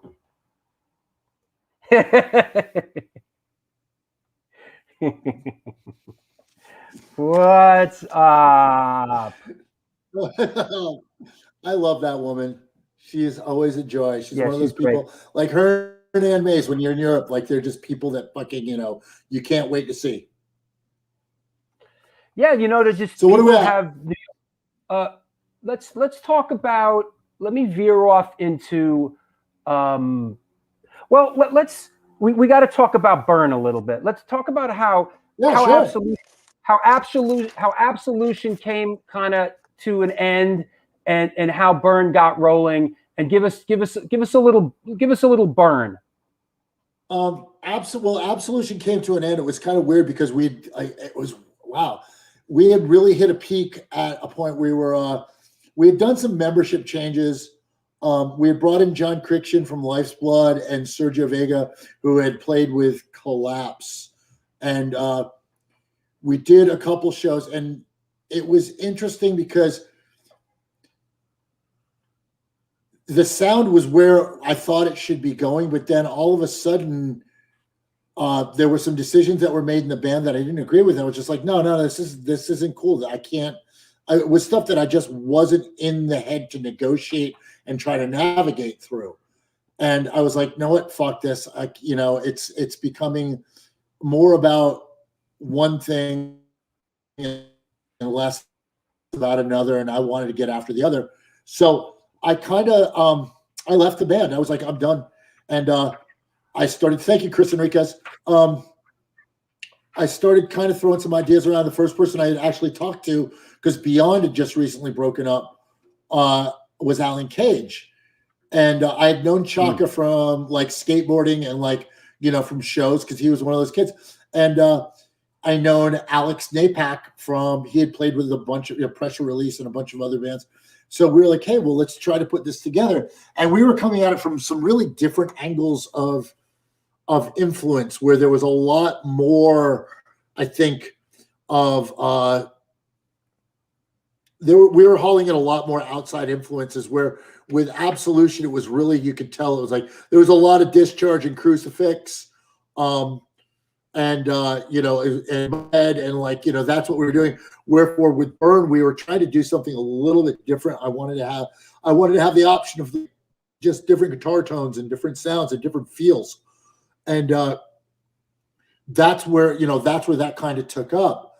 And it was also getting away from what was the original Burn lineup? The original Burn lineup was Chaka, Alan Cage, Alex Napak, and myself. Got it. Okay. In which recently, I mean, it's weird. I'd heard that Alex Napak had passed away, but then recently someone had said to me that he's still alive, and I'm glad. I hope he's doing well, you know. Mm-hmm. The last time I saw him, he was kind of having a hard time of it, but I'm glad. Thanks, Nick. I'm glad. I mean, if he's still amongst us, that's awesome. I'm glad. You know, and yeah, we kind of started the same way. We jumped on stage during another show and did 3 songs, and the reaction was really good. I think it was different because Burn also kind of like we kind of used to roll with an entourage of people, and it was, you know, we kind of came with our own pit. You know, we had guys like Fahim and Joey Rodriguez and Stack. Ezek used to be one of those guys, like, you know, who was at our shows all the time. Like, you know, we had it was kind of a for lack of it's like the Rockettes of punk rock, for fuck's sake. I don't know. But yeah, it was, you know, we had like really, everyone was like, Burn had the sickest pits because we had a bunch of demented human beings in there. You know, it's like, you know, angry kids. Yeah, that was your film release. That was yes, a great show. That was at the premiere of the New York Chronicles film. Yeah, you guys. Yeah. You guys. Yeah, really that was a lot of fun. And I really appreciate you being a part of that film, man. And let me say also, I really appreciate you being a part of who the fuck is that guy? The Fabulous Journey of Michael Lago. You really were great. Michael Lago is fucking important, man. He's important. I love Mike. He's like, you know, like you. He's like a brother to me. You know, he's like one of those people. It's like I always get positivity from him. You know, because he's been. It's weird. It's like, you know, my old saying of like, there's the difference between spirituality and religion is religion is for people that are afraid of hell, and spirituality is for people that have been there. And Michael Lago is one of those spiritual people who brings a light because he's been to such fucking darkness, you know? Hey, Tommy Rat checking in. What's up, brother? Tommy Rat. That's cool. You know, you know, somebody was just asking. Wait, somebody was asking about the Les Paul. Was the Which 7 inch? Wait, hold on. Which Les Paul? Which Les Paul? I'm looking. Hold on. I have a polyamorous relationship with guitarists, motherfucker. Oh, here it is. Gavin, show the Les Paul Deluxe. Oh, it's in storage right now. It's the gold top. Actually, the gold top is out. The silver burst and the sunburst are both put away. Is that what you recorded? Is that what you recorded? The Burn? The Burn stuff, the Absolution stuff, all of that stuff is on that Sunburst 1972 Les Paul Deluxe. Yeah, it's a beautiful, beautiful guitar. I'm really reluctant to take it out too much, just because it's had, you know, it's seen wars. Yeah. Oh, Denise. Denise. Denise must be in heaven. You're on the show. You know, I couldn't get you fast. I couldn't get you on fast enough. Denise. I couldn't get you on fast enough for Denise. You know. Denise is another one of those girls from back in the day where you just walked by her and it was just kind of like, oh my God. Even today, fucking, and she's just such another bringer of light, just a great person, you know. Beautiful light. Inside and out. Yeah. Okay, she yelled at you. God, do I need to get a stepladder for you to get the fuck over it? I love when listen, honestly, I love when people act up in the chat room. I live for it at this point. She's that lady. She's fucking rad. Hey, a friend of ours wants to say hi real quick. And shout out a little bit. He's one of my sponsors. Let me do a little intro for him. Here we go. Organic Grill is a vegan restaurant located in East Village of New York City at 123 First Avenue. Featured in New York Magazine, New York Times, and Veg News. Their dishes have won numerous awards, including Best Veggie Burger. They make their own cheeses, sausages, and burger patties. And every dish on their menu can be made gluten-free. This year, they're celebrating their 20th anniversary. They're all about having a great time while enjoying amazing, clean food. It just so happens they're now open at 25% capacity. Let's bring our friend and sponsor, Vlad Grimberg. Hey, what's up, Vlad? What's up, man? And I'm spending my Valentine with my boss. Oh, hi, Olga. Hi, and Olga. everybody thinks that Organic Grill is OG, but it's in reality Olga Greenberg. I'm sorry. Hey, tell us about what's going on. 25% capacity. Are you excited? What's happening? Okay, I can be excited that much, but only for 2-3 tables. But we set up for people to pick up trays, and we serving couple of people. We having another sitting at 5, and then 7 and 9, and some of my friends coming at 6:30, and. That's good. Life goes on. People want to eat, and we want to see our brothers. We want to see our people. We miss them really a lot. Yeah. Hopefully, this 25% thing is just the start, and we're going to hopefully in a couple of weeks it'll be 50%, right? Yeah, and we want to go to the concerts pretty soon. Yeah.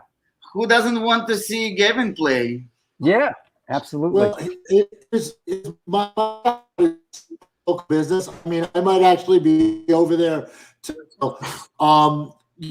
You know, and in my opinion, you guys have done a fucking great job. Thank you for holding in. We've been working with an administration that has not exactly, as legitimate small business people, has not been working in our favor. And you guys have done a great job. You guys have a great product. I love your spot.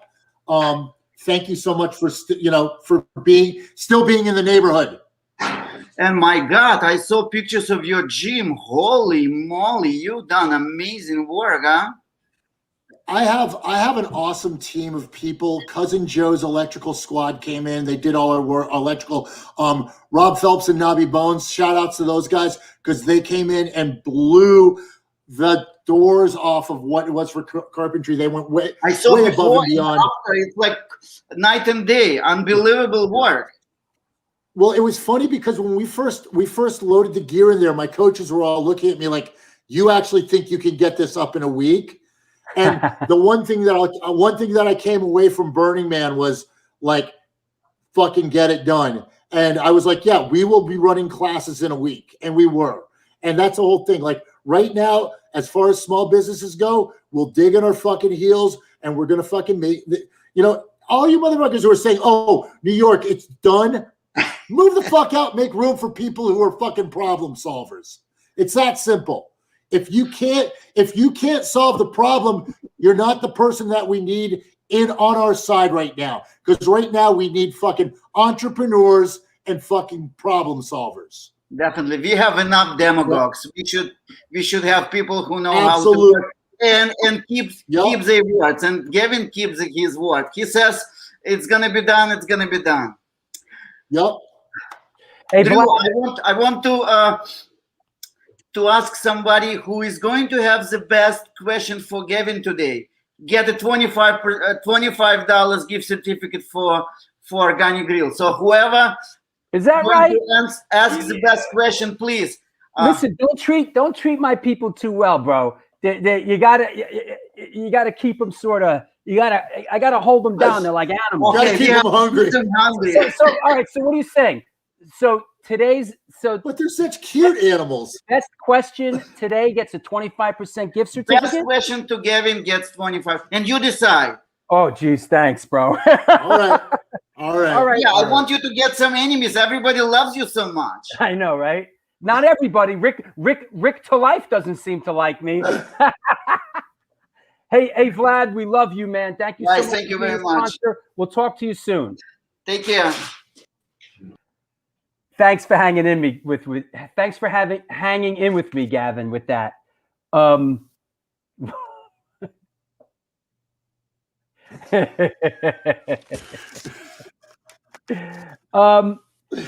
let's do this here. We're gonna get into a little bit more, then we're gonna take a break, and then we're gonna take some questions. So if you got like a ring digger of a question, you're gonna get a $25 gift certificate. Hey, Gavin, let's talk about. That sort of segues into this here. I want to talk about your background in martial arts and what inspired you to open the gym and because you really have a passion for this. Tell us about it. Oh, I love that. That's one of my coaches I'm working with right there in that picture. That's Sinray Lee. She is such an amazing coach and an awesome athlete. And she's, such a, if you look at her, she's such a she looks like such a willowy girl, but oh my God, that she can just throw leather. Such a strong, that foot looks like it would hurt, man. Yeah. Well, it's not the foot that's hitting there. That's shin. If you can see the toes, that's shin on your neck right there, baby. What got me into it? I will always say the kind of the godfather to martial arts in my era of hardcore was AJ James, because he was a hardcore kid that we all used to hang out with. He sang for a band called Enough out of New Jersey. He now he's a very, very elite level, high end military operator. But he was the person that introduced. I think all of the hardcore kids somewhere were in this kind of martial arts because we're kind of seekers, and that's kind of part of what martial arts is to me. Is you're looking for something within yourself. Every real martial artist that I've ever known, that's always kind of been the thing, is that they're looking. There's some kind of you're trying to. Hannah Huffman, another one of our athletes, and Sinray. You're looking to do something to improve yourself, and I think that's really what martial arts brought to me. The idea of fighting and all that is I think once I started doing martial arts steadily, I definitely got into a lot less street fights, because you understand when you start technically getting your ass whipped by guys who are smaller than you, it's very fucking humbling. Chris Enriquez, he takes classes with her. Yes, yep, I am a brown belt under. Josh Griffiths said clockwork. Thank you. And that's evident. Yeah, I do a bunch of different martial arts. But then that also gets into the whole physical culture thing of strength training and endurance training and trying to optimize this whole thing that we have, this body, which I think we terribly take for granted. With this fight, we're given this magnificent thing to shuttle us through this, this existence, and we really kind of we downgrade it. We don't give it the fuel it requires. We don't give it the rest it requires. We don't give it the activity it requires. And it's not like you have to dive in and get oh, I got to do everything over in a minute. Consistency beats intensity. If you can cut out 15 minutes a day, 5 to 6 days a week, you know, and slowly build on that. Build it to 20 minutes a day, build it to 25 minutes a day. Then, you know, in a matter of months, you're actually building like a really strong physical practice, which the physical and the mental, they're directly, neurologically, they're obviously tied in, which is as far as I'm going to go with that, because I'm not trying to sell any kind of, that right there is a friend of mine, Mikey Chernow. He's a restaurateur, and he's another kid he's just a phenomenal fucking athlete. He's another New York street kid who's done extremely well. He's opened several massive restaurant chains. Can I come really, back? really awesome. Yeah. Can I come back in the next life with a stomach like that, with a body like that? Fuck. We're all born with that. We're all born with that, but we abuse it. You know, why wait for the next life? You know, that's the whole thing. It's like you're never going to be ready. You're never going to be the things that you want. You're never going to be ready for. You have to move towards them now. You're right. I'll tell you right now, I fucking love all of you, but ain't a fucking single person out there that really gives a fuck about your fucking dreams. There isn't. As close as we all are, there isn't a fucking person that gives a damn about your dreams. That is your journey. That is your mission. That is your reason. You know, no one gives a. I chanted that to myself because it was something that someone I really fucking care about said that to me. And, you know, like kind of it was a post that they had put up. Nobody gives a fuck about your dreams. And that rung with me. And that was the whole thing. Like when I said jokingly, when I told my coaches, I'm going to have this up and running in a week. No one gives a fuck about my dreams. They don't give a fuck if Diamond Heart fails or does good or does bad, or, you know, I have to care about that shit first. You know, I have to be the captain on that ship, you know. I love that we have a ton of really great female athletes, and I love the fact that they're also that they're also smiling, because those two women, I remember that role. They fucking got after each other. You know, it was like I remember watching that and being like, "Oh, this is going to be good." Those, Che Rogers and Hannah Huffman, both amazing jiu-jitsu players. And that's in the old space. That's in the old 857 space. But I mean, let me interject here. Is the old space shut down, and now the new space is the new space? You've left the old space, and now we left. We pulled everything out of the old space. We basically scorched earth that place in 1.5 days. Shout out to Smiling Mikey's Movers. Mikey Hickerson helped us move. Alexa, I fucking love you. You are fucking awesome. We pulled everything out of there in a day and a half, and like I said, we put it all into this basement space. And I told my coaches, I said, let's be ready to go in a week. And they all looked at me like, there's no fucking way. There's always a way. I mean, of course, I was there. I would wake up at 5. I mean, I don't normally wake up early. I'm up at 5 in the morning. I would wake up at 5 in the morning. I would be there by 6 o'clock because Joe's electrical guys were there. I would start doing the little stuff that I could do to make everyone else's job strong. I love you too, honey. To make everyone else's job better. And the only thing that I could say, like for the contracting crew and the electrical crew, all I did was clean up that shit that they were too skilled to do. I wouldn't let a skilled laborer like push a broom. And when there wasn't shit like that for me to do, I would be sorting out gear. What do I need? What do I have to get rid of it? And a lot of it is just getting rid of stuff, jettison the old shit, get rid of the useless, you know, because it just ties up mental bandwidth. And we were up and running, and we're not even at, like I would say, full capacity right now. What I want Diamond Heart PCC to be at, because I'm trying to do something that hasn't really been done yet in New York, in our market, in our kind of what we do. Again, I'm trying to make something that's very much for us. A lot of like we're going to bring Craig Torrey back in for a boxing workshop. Yeah, that was cool. Another hardcore kid who I love, Primo Bellarosa, who owns. He used to own Vision Quest up in Yonkers. He moved that up to Maine, his gym up in Maine. He's coming in to do a workshop. Like I try to get my, like my hardcore peeps doing their workshops, doing like, jiu-jitsu, Muay Thai, yoga, whatever it is we can offer on our Sunday workshop days. And I want to make that stuff more and more available, and here's the thing about it. I'm not at all taking advantage of what the platform that Drew here as like, oh, this is a business plug for my business. You know what? Fuck my business. How is your life doing?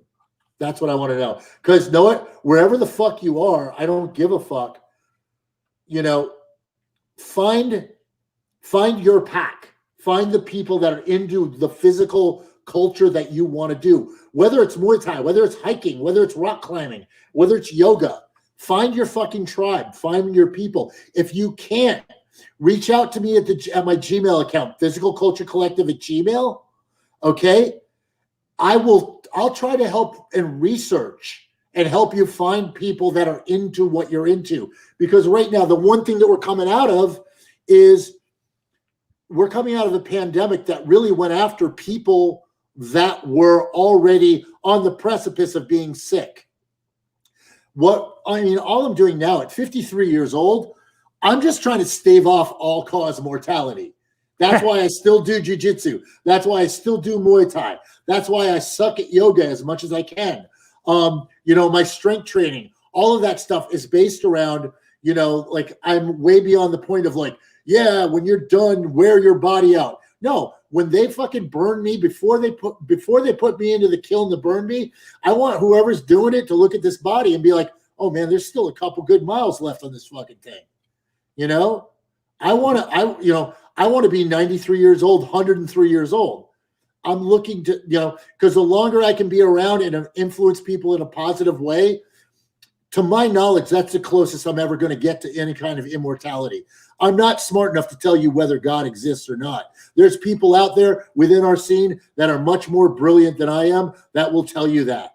I'm not that smart. Okay? I can't tell you that. Okay? But the only mortality or immortality that I can have is to give a good positive influence that you can fucking lay down to the next generation. And through that, we're still protecting our own and serving our own. Because in my opinion, our main purpose to be here is to be of service to other people. That's it. Hey man, let me do my last shout out to the sponsors and and then let's thank you, Robert. Let's take some questions from around the world, okay? I love questions from around the world. What's happening, boys and girls? Glad to see you. Thanks for hanging in. I know we're a little technical challenge today, but we're getting through it. I'm actually enjoying it, and I'm happy to see my old friend Gavin on the show.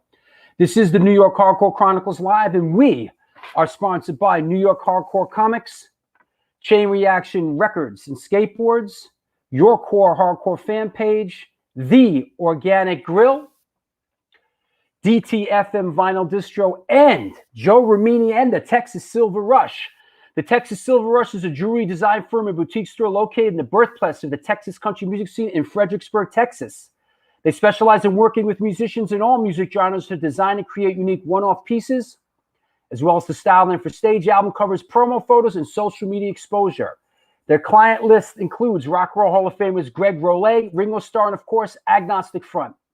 During this current pandemic, all information and online sales are being taken at their Facebook and Instagram pages, and of course, www.thetexassilverrush.com.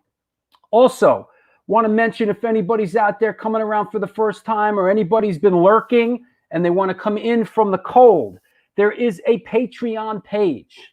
Don't be a Patreon, join Patreon. You've heard it a million times already. If you enjoy this show, please support the show. I don't want to put this show in a studio. There has been offers. I like doing Wayne's World like this. Please support the show. I want to shout out some of my new patrons: Manuel Leston, Marco Alexio, Larry Kelly, SVNW, Trev Heiner, White Bread. Philip Oki, Zai Zemberi. Zai Zemberi. Also, I got to shout out Raymond Hogan and Mark Tulch up in Canada. Thank you all for supporting this show. It's your support is what enables this show to happen. Thank you for being an enabler. There's also a PayPal address. As you can see, if you want to make a one-time donation, there it is, Stone4124. Contribute to the show. Underneath, there is a merchandise link, the New York Hardcore Chronicles Live merchandise. There is merchandise. Don't touch the merchandise. You see it underneath. And also, if you're watching the show in rerun, there is a subscribe button right there. Please subscribe to the show. If you're this way, you get alerts for the new shows that are happening. I want to announce a couple brand new shows real quick before we come back. Get your questions ready for Gavin Van Vlack. Couple of brand new shows. First one, Wednesday, March 10th, family. And I mean this literally. This is literally family. I've had him on a couple of times. A lot of you people know him for what he does. He's a cinematographer on Expedition Unknown, done Naked and Afraid, Finding Bigfoot. He's had a career doing music videos. I'm talking about my little brother, Mr. Evan B. Stone, is coming on. This should be really cool. I know he has a lot of fans out there. Also, listen, what's really cool also about my little brothers, I dragged my little brother at 15 years old to see Minor Threat. I dragged him to see the Misfits at Gildersleeves. I dragged him to A7 and all that. So my brother saw some really classic early New York hardcore shows, but this will be really cool. We've done a lot of cool stuff together, and you could ask him all kinds of questions about Naked and Afraid, and we have a new film. Yes, this is the Bro Show. Yep.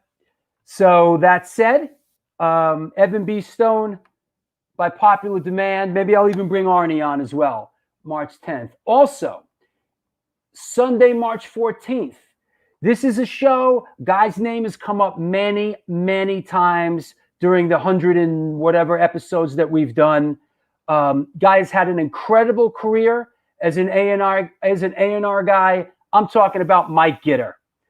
Started out in an early hardcore scene in the 80s. Had a fanzine called XXX as a journalist, and then as an A&R guy, signed many, many people, including Killswitch Engage and the Misfits, and God, it goes on and on. So we got Mike Gitter coming on Sunday, March 14th, and then I announced this on the last show, but just a reminder: Sunday, March 21, the return of Jimmy G. Bringing Jimmy G back to the show. Murphy's Law is in the studio recording a new record, and we're going to be bringing Jimmy G back on. Always a good time with Jimmy G. Yeah, man. Hey, Chris Enriquez. Yes, we got Gitter coming on.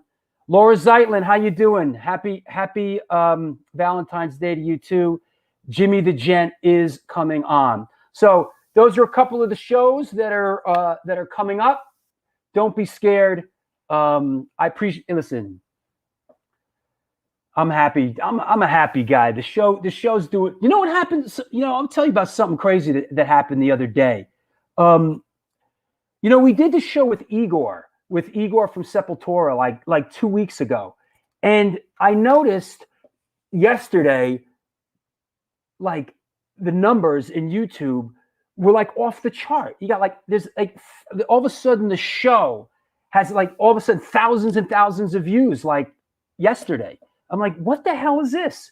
Turns out Blabbermouth took the show and wrote an article about how when Igor was a young kid, 13 years old, they wore T-shirts with swastikas on them and whatever. And they latched onto that and made an article about it and linked the show to the article.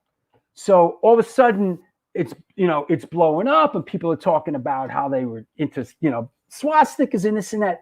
They were 13 years old. They were kids, for Christ's sake. But in this internet world, that's it was on Loudwire also. I didn't see that.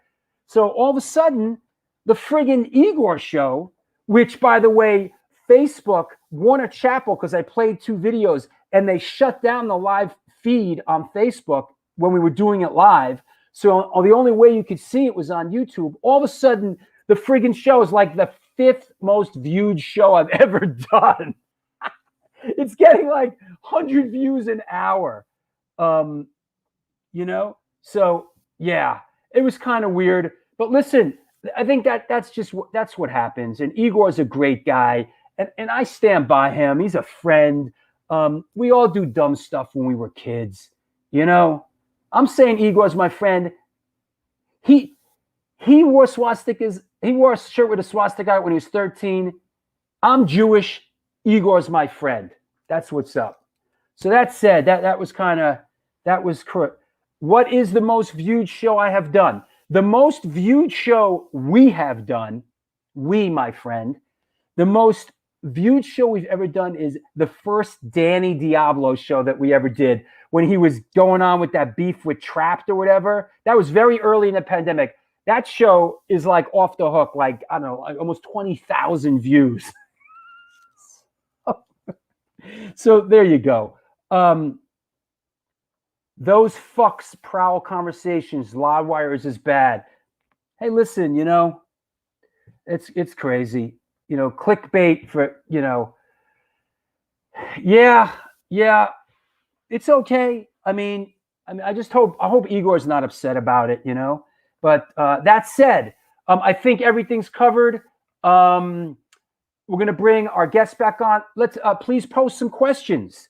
And whoever posts the most gangster question is going to get a $25 certificate for Organic Grill.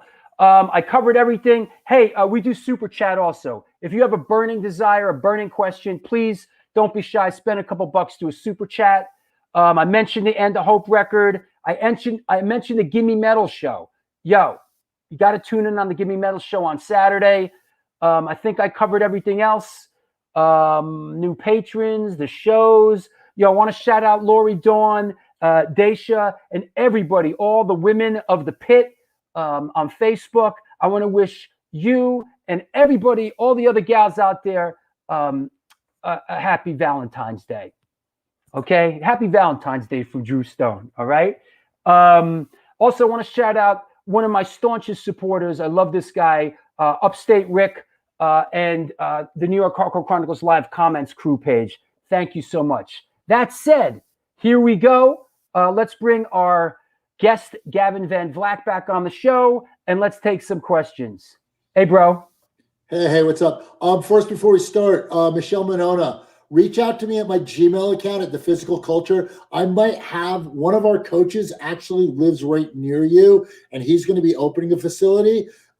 They're not an affiliate, but he's a fucking amazing coach. And he lives in your neck of the woods. So if I can make that connection between you guys, it's going to help him. It's going to help you. I mean, you couldn't ask for a better movement coach. He's dope. And martial arts as well. Okay, let's start with this, brother, from Maddie. Gavin, what are some of your favorite stops when you tour in Europe? Wow. That's weird because I mean, it's, again, you're like saying like, yeah, it's like picking your favorite puppy out of the litter. That's a tough one. Because they're all different. Because like the big festival stops are really cool because you get to see everybody, and it's kind of interesting. But then there's like these little small stops, like smaller shows, like in Poland and stuff that were amazing.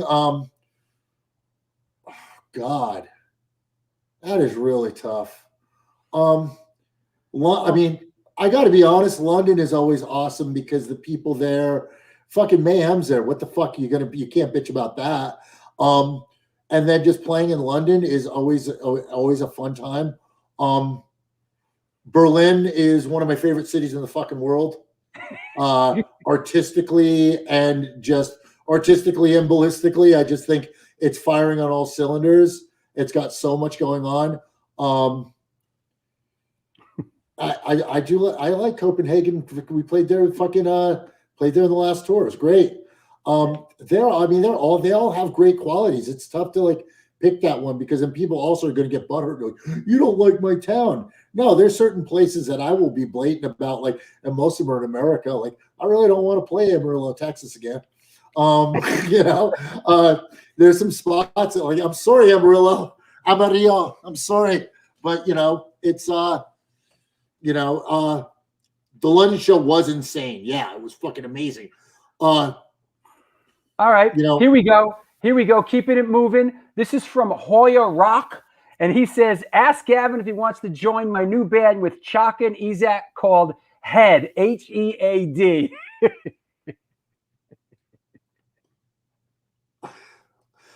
Oh, Mr. Banderas. Oh, Mr. Banderas. I love you. Yeah, Oh. what is this? What is this one? Gavin, tell the story of how you acquired your Les Paul Deluxe. Well, the Les Paul Deluxe, I got basically, it was someone was selling it on the street on St. Mark's for like $75. It was stolen. Nice. Yeah. It was like I happened to actually, like, at that point have $75 in my pocket. I was working in nightlife. So when at that point in the 80s, anybody who knows, like, when you're working in a nightclub, like, you're tripping over money, literally, and I'm not joking. Like, kids at that age should not be allowed to make that much fucking money because we have no idea how to make decisions. And one of the best decisions I made was buying that guitar, in which I probably went out and bought a lot of drugs after that too. But and then I don't own part of Frontline, our building that it used to be called Frontline Squat. We're now a cooperative. We're an HDFC. So I'm basically I'm the head of the co-op. I'm the dad of the fucking plan. Nice. But we as a collective, we own the whole building.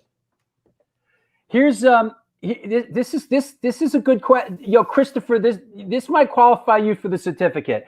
Tell the story about how you and Danny Lilker from Nuclear Assault used to get furniture and tape them to skateboards. Chris, come back to meetings, Chris. Come back to meetings. It wasn't Dan. It wasn't Dan. It was John from Nuclear Assault and I, because we were both at a certain point. We were both at a certain point.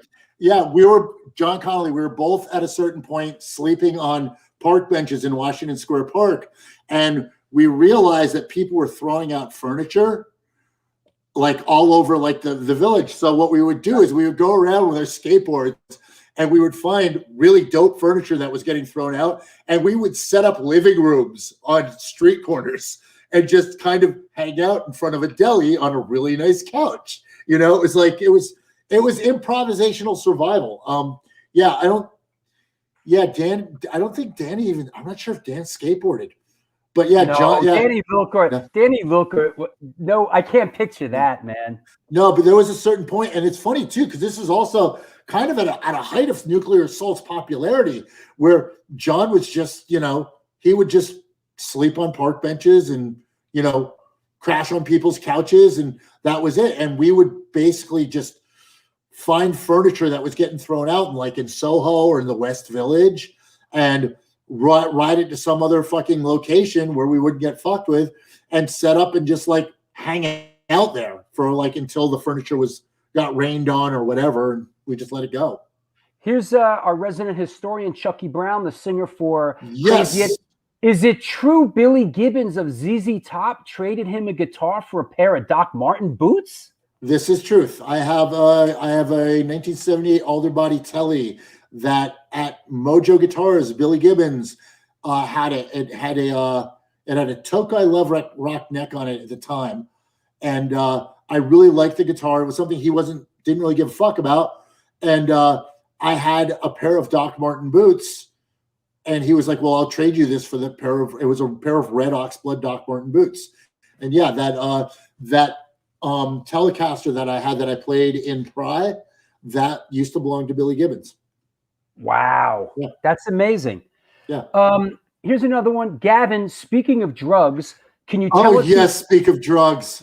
Can you tell us the origin of the band name Die 116 and what it means? Also, that band is awesome. This is good.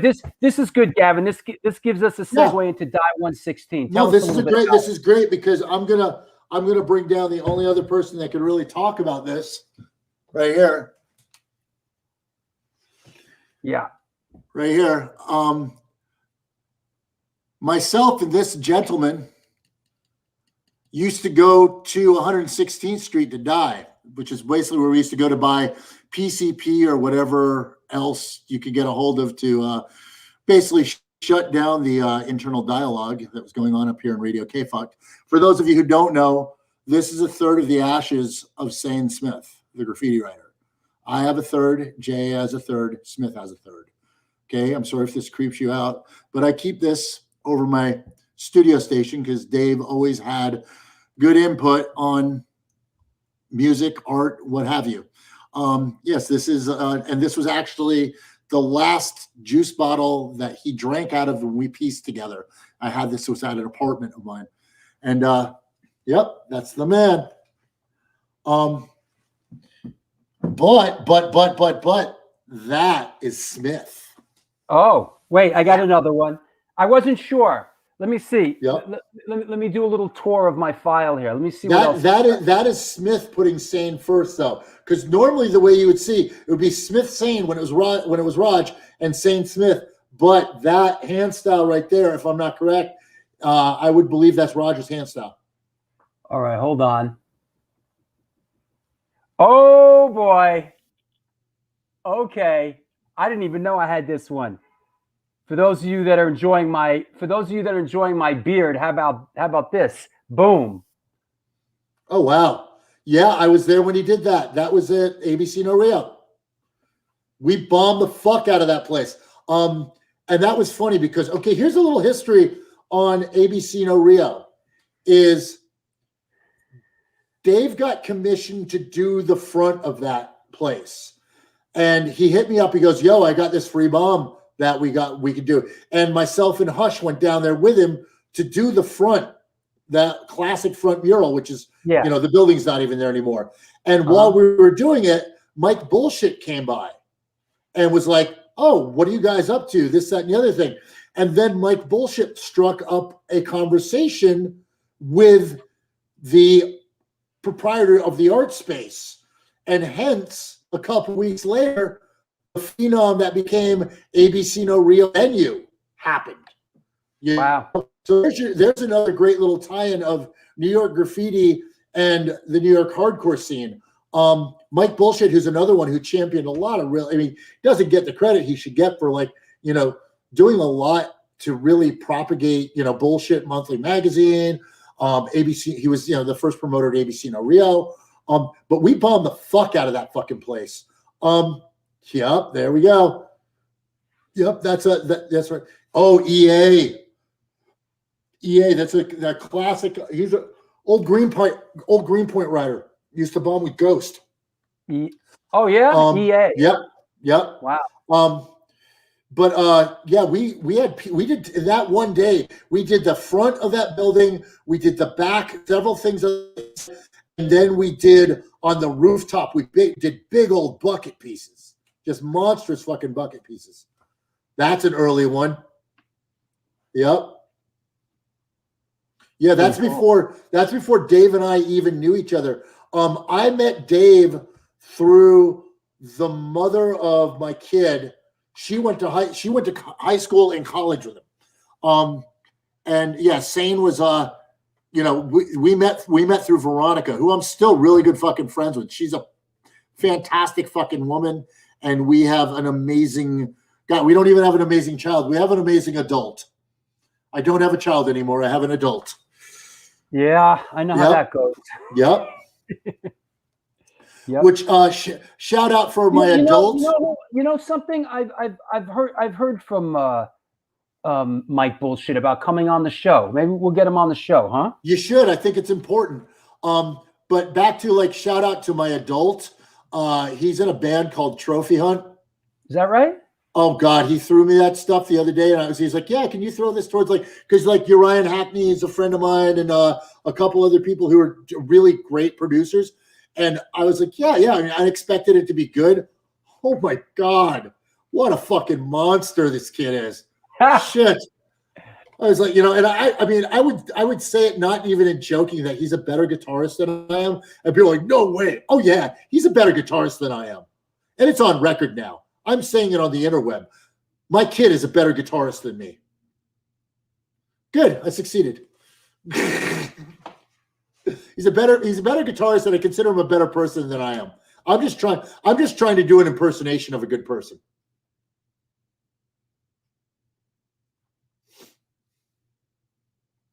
Bring on the questions.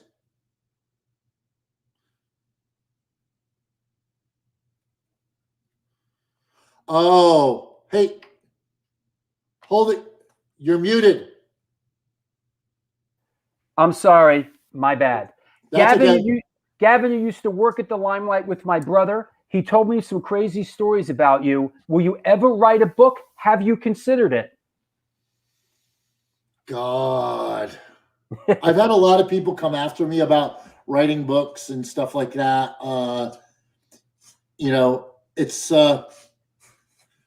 It seems to take a lot of time to do that kind of stuff. I think a lot of it also comes from and I have to put out a caveat of the stuff that I put up on Facebook. I don't want anybody to think that I'm some kind of self-help coach, some kind of fucking guru. These are all things the things that I write down are things that smarter people than I have said to me that have helped me get through some shit. I'm merely a monkey that has figured out what tools work for me. I'm not some kind of ascetic who sits on a mountain coming up with these amazing fucking prophecies and stuff. I fucking make mistakes on a daily basis, and that's what I need to do to improve. The only way you can correct a mistake is to make a mistake. Now back to the book thing. For those of us who remember New York nightlife and remember there was a promoter and club owner by the name of Rudolph. Oh yeah, of course. That was the Rudolph tunnel. was a legend. The tunnel, right? Yeah, the tunnel danceteria area, Yeah. legendary. And he was approached by two parties when he was asked to write a book. One was a publishing house. Another was the mafia, who said, "If you did, we will kill you." It's and part of it, I get kind of I'm not sure there's a lot of shit people should know, because it's maybe here's the thing. Again, I don't know if I've reached the maturity level enough to write a book, because I'm like I said, I'm 53 years old, and to a lot of kids that looks like, holy shit, you're a fucking liar. No one lives to that age. But I think that maybe in let's talk 15 years from now, because I'd like to think I haven't done my best shit yet. Musically, artistically, culturally. I'd like to think that I just got to the point where I'm starting to figure out what really fucking works and what tools to put into place. And maybe down the line, I'll talk about that. But I think there's a glut of books out right now that I think are much that it's like when you put out too much at one time, a lot of the good stuff gets lost. Roger's book is out, and Roger's book is good. Roger's book is great. Roger himself is fucking great. Out of all of them, and I'm not mentioning anybody else's book. No, I got Roger's humility and kindness comes through his book, and I enjoyed it. Because Roger is a humble and kind person, and that's one of the things. Yep. And you have to understand that humility is not just also downplaying yourself. Humility is the ability to accept your good points as well. And Roger, if you ever get the chance to just sit down, that was one of the best things about the Persistence Tour is getting to hang out with Roger and talk, getting to hang out with the dichotomy that is Roger's stigma. You get a little bit of Roger, you get a little bit of stigma, and both of them are so fucking awesome. And one of my best people combos together actually is Adam Malik and Vinny Stigma together. It's so fucking funny. Oh my God, it's so funny. Hey, let me bring Yeah. on. We're heading down the home stretch here. Let me bring on the hardcore shutterbug, Steven Messina. What's Yeah. up, brother? What's up? How you doing? Good, good. I Love love to. when you do the show from home. Me Do you too. have anything? Do you have any? Hey, Oh, Steve. do you have What's anything up? for Gavin? You know what? I'm just really enjoying the energy, like the message. You know what? Like you were saying about your Facebook. I think it's great. You just putting a positive energy out there and creative musical energy. I'm curious as a guitar player, and it's such a typical question, but like if you could put together like your fantasy bass player, drummer, singer that you've never gotten to play with, who would it be? Oh. Ooh. Ooh. And even a second guitar player for rhythm. Well, bass player Algis from the Swans. Cool. Drummer out of the same. Drummer. The drum. Oh God, why am I forgetting his name? One of my favorite. The drummer from fucking. The drummer from fucking Bark Market. Wow. Fucking forgetting his name. Yeah. Wow. Guitarist. And I'm really drawing from like similar scenes here. Oh fuck, Vic Venom. Yes. Yeah. Because Vic, although he's a great punk player, plays everything well. Everything. I remember Vic Venom Everything. in Reagan Youth, man. Yeah. And let's see, other guitarists, so I can sit back and watch him play. Oh yeah, Chris Traynor. Chris Traynor, who played in Orange 9mm, who basically Chris is one of those guys. I will put for those. Okay, now here's Chris Traynor in hardcore, and I know he plays in Bush, but he's from the hardcore scene. Yeah. All right. Chris Traynor is very akin to Todd James, the graffiti writer Reese. Reese, you can walk into a room and Reese can look at you for a minute. You can turn around and walk out, and he can sketch you. Chris Traynor, you can play a piece of music for Chris. Chris can listen to it, analyze it, and play it. It's that same kind of gene that this monkey wasn't born with, that I find envious. As far as guitarists go, it would be Vic Venom or Chris Traynor. Drummers would be definitely, Cool. All right. And who's singing? Who's singing? Singing?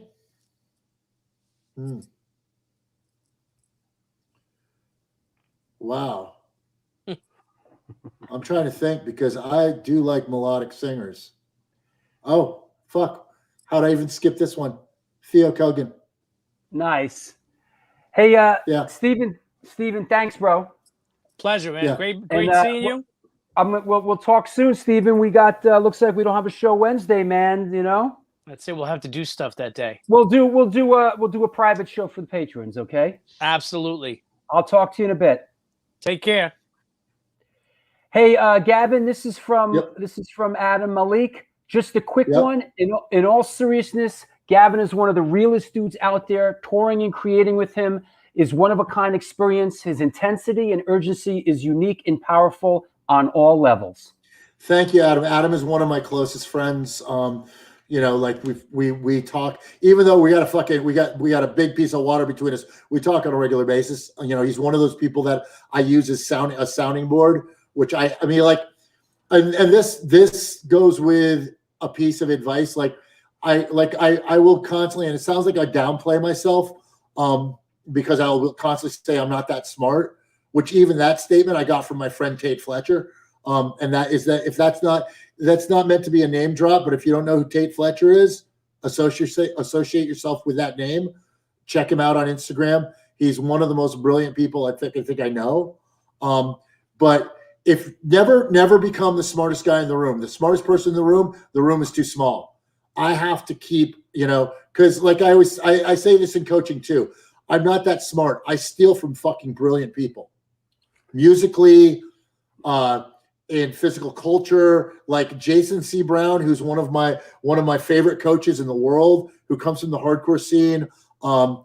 athletes that I've worked with, like, you know, who I've worked, like I worked with this one fighter, this woman, Priya Singh, and she took one of my drills and improved it. And I'm like, oh fuck, that's fucking awesome. You know, just stuff like that I just like, you know, you're always influenced, and always keep people around you that are going to take what you do, make it better, so that you can take it back and utilize that. And those are the people that I keep around me, you know? Thank you. Hey, I want to thank you for coming on the show. Thank you too, dude. Thank you for having always me. Welcome back. Is there anybody you want to shout out on the way out? Any parting words? Shout outs on the way out, God. And also put a little push in for the gym if people want to reach out to you, how they can reach out. Most definitely. Anybody who wants to reach out to me is Gavin Van Vlack on IG. That's my personal IG. For the gym, it's DiamondHeart/PTC at Instagram. You can DM if you need. Or if you want to reach me direct, the best way is at the gym email, which is physicalculturecollective@gmail.com. Now, again, if you're looking to try to find something in your area, and here's the thing about it, it doesn't even have to be a gym.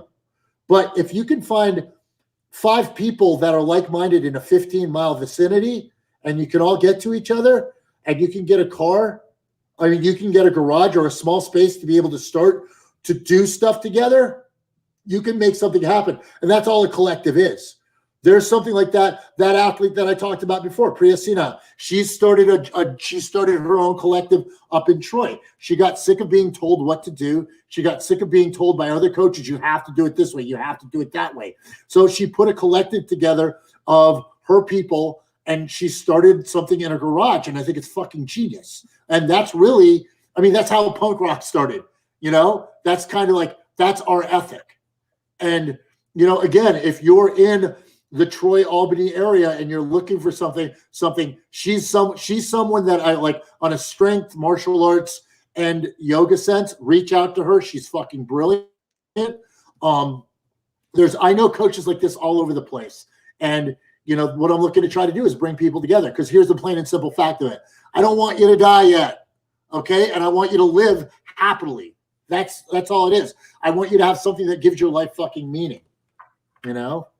Fantastic. So, hey, man, thank you very much, Gavin. I'll talk to you soon. Thank you too. Peace. Well, there you go. New York Hardcore Chronicles Live. Of course, we are sponsored by New York Hardcore Comics, The Organic Grill, the Texas Silver Rush, Chain Reaction Records and Skateboards, Your Core Hardcore Fan Page, and DTF in Vinyl Distro. Our guest today was Gavin Van Vlack, martial arts enthusiast, gym owner, teacher, guitar player. It was great to have him on. Fantastic. As far as Chucky Brown, who won the question today for the $25 certificate at Organic Grill, you did, Chucky Brown. You won it. You deserve it. You do your homework. We appreciate it. Your questions are always great. Chucky Brown, you won the $25 gift certificate for Organic Grill. It's yours, brother. You deserve it. Everybody else, Steen, I hope you're well in Denmark, man. Thank you so much. Larry Kelly, where's Scott? Scott Helen's in the house? What? Is that right? Hey, Scott. Wow. Good to see you, Scotty. Love Scott's guitar work. He was in the Outpatients. He was in Deep Wound. What's up? Robert in Scotland. Hey, man. Thank you all. Denise, I hope it was worth the wait. I'm sorry it took so long to get Gavin on. Have a happy Valentine's Day, Denise. I'm just busting your chops. Everybody, thank you so much. I'm so fortunate I get to do something that I love doing with my friends and have them support me in doing it. I really do. And thank you all so much. I will see you. There's no show on Wednesday. We will see you on a week from today on Sunday with Joe from Wisdom in Chains. You make sure I'm not forgetting anybody on the way out there. Oh, Scott, you were lurking the whole time, huh? Okay. Hey, Philip, everybody. Andrea Katz. Wow, nice to see you out there, hon. Happy Valentine's Day. Love the photography you did back in the day. AD, right on. You know what I wanted to do today? I wanted to do a who do you want to see on the show and do one of those. And you know, it's kind of come that time on my list where I want to do you know, who would you like to see on the show, just to drum up some new blood. We'll wait a little bit for that till next time. So there you go. Thanks a lot, everybody. I'll see you on Sunday. Until then, happy Valentine's Day, girls. Do good things and good things will come to you.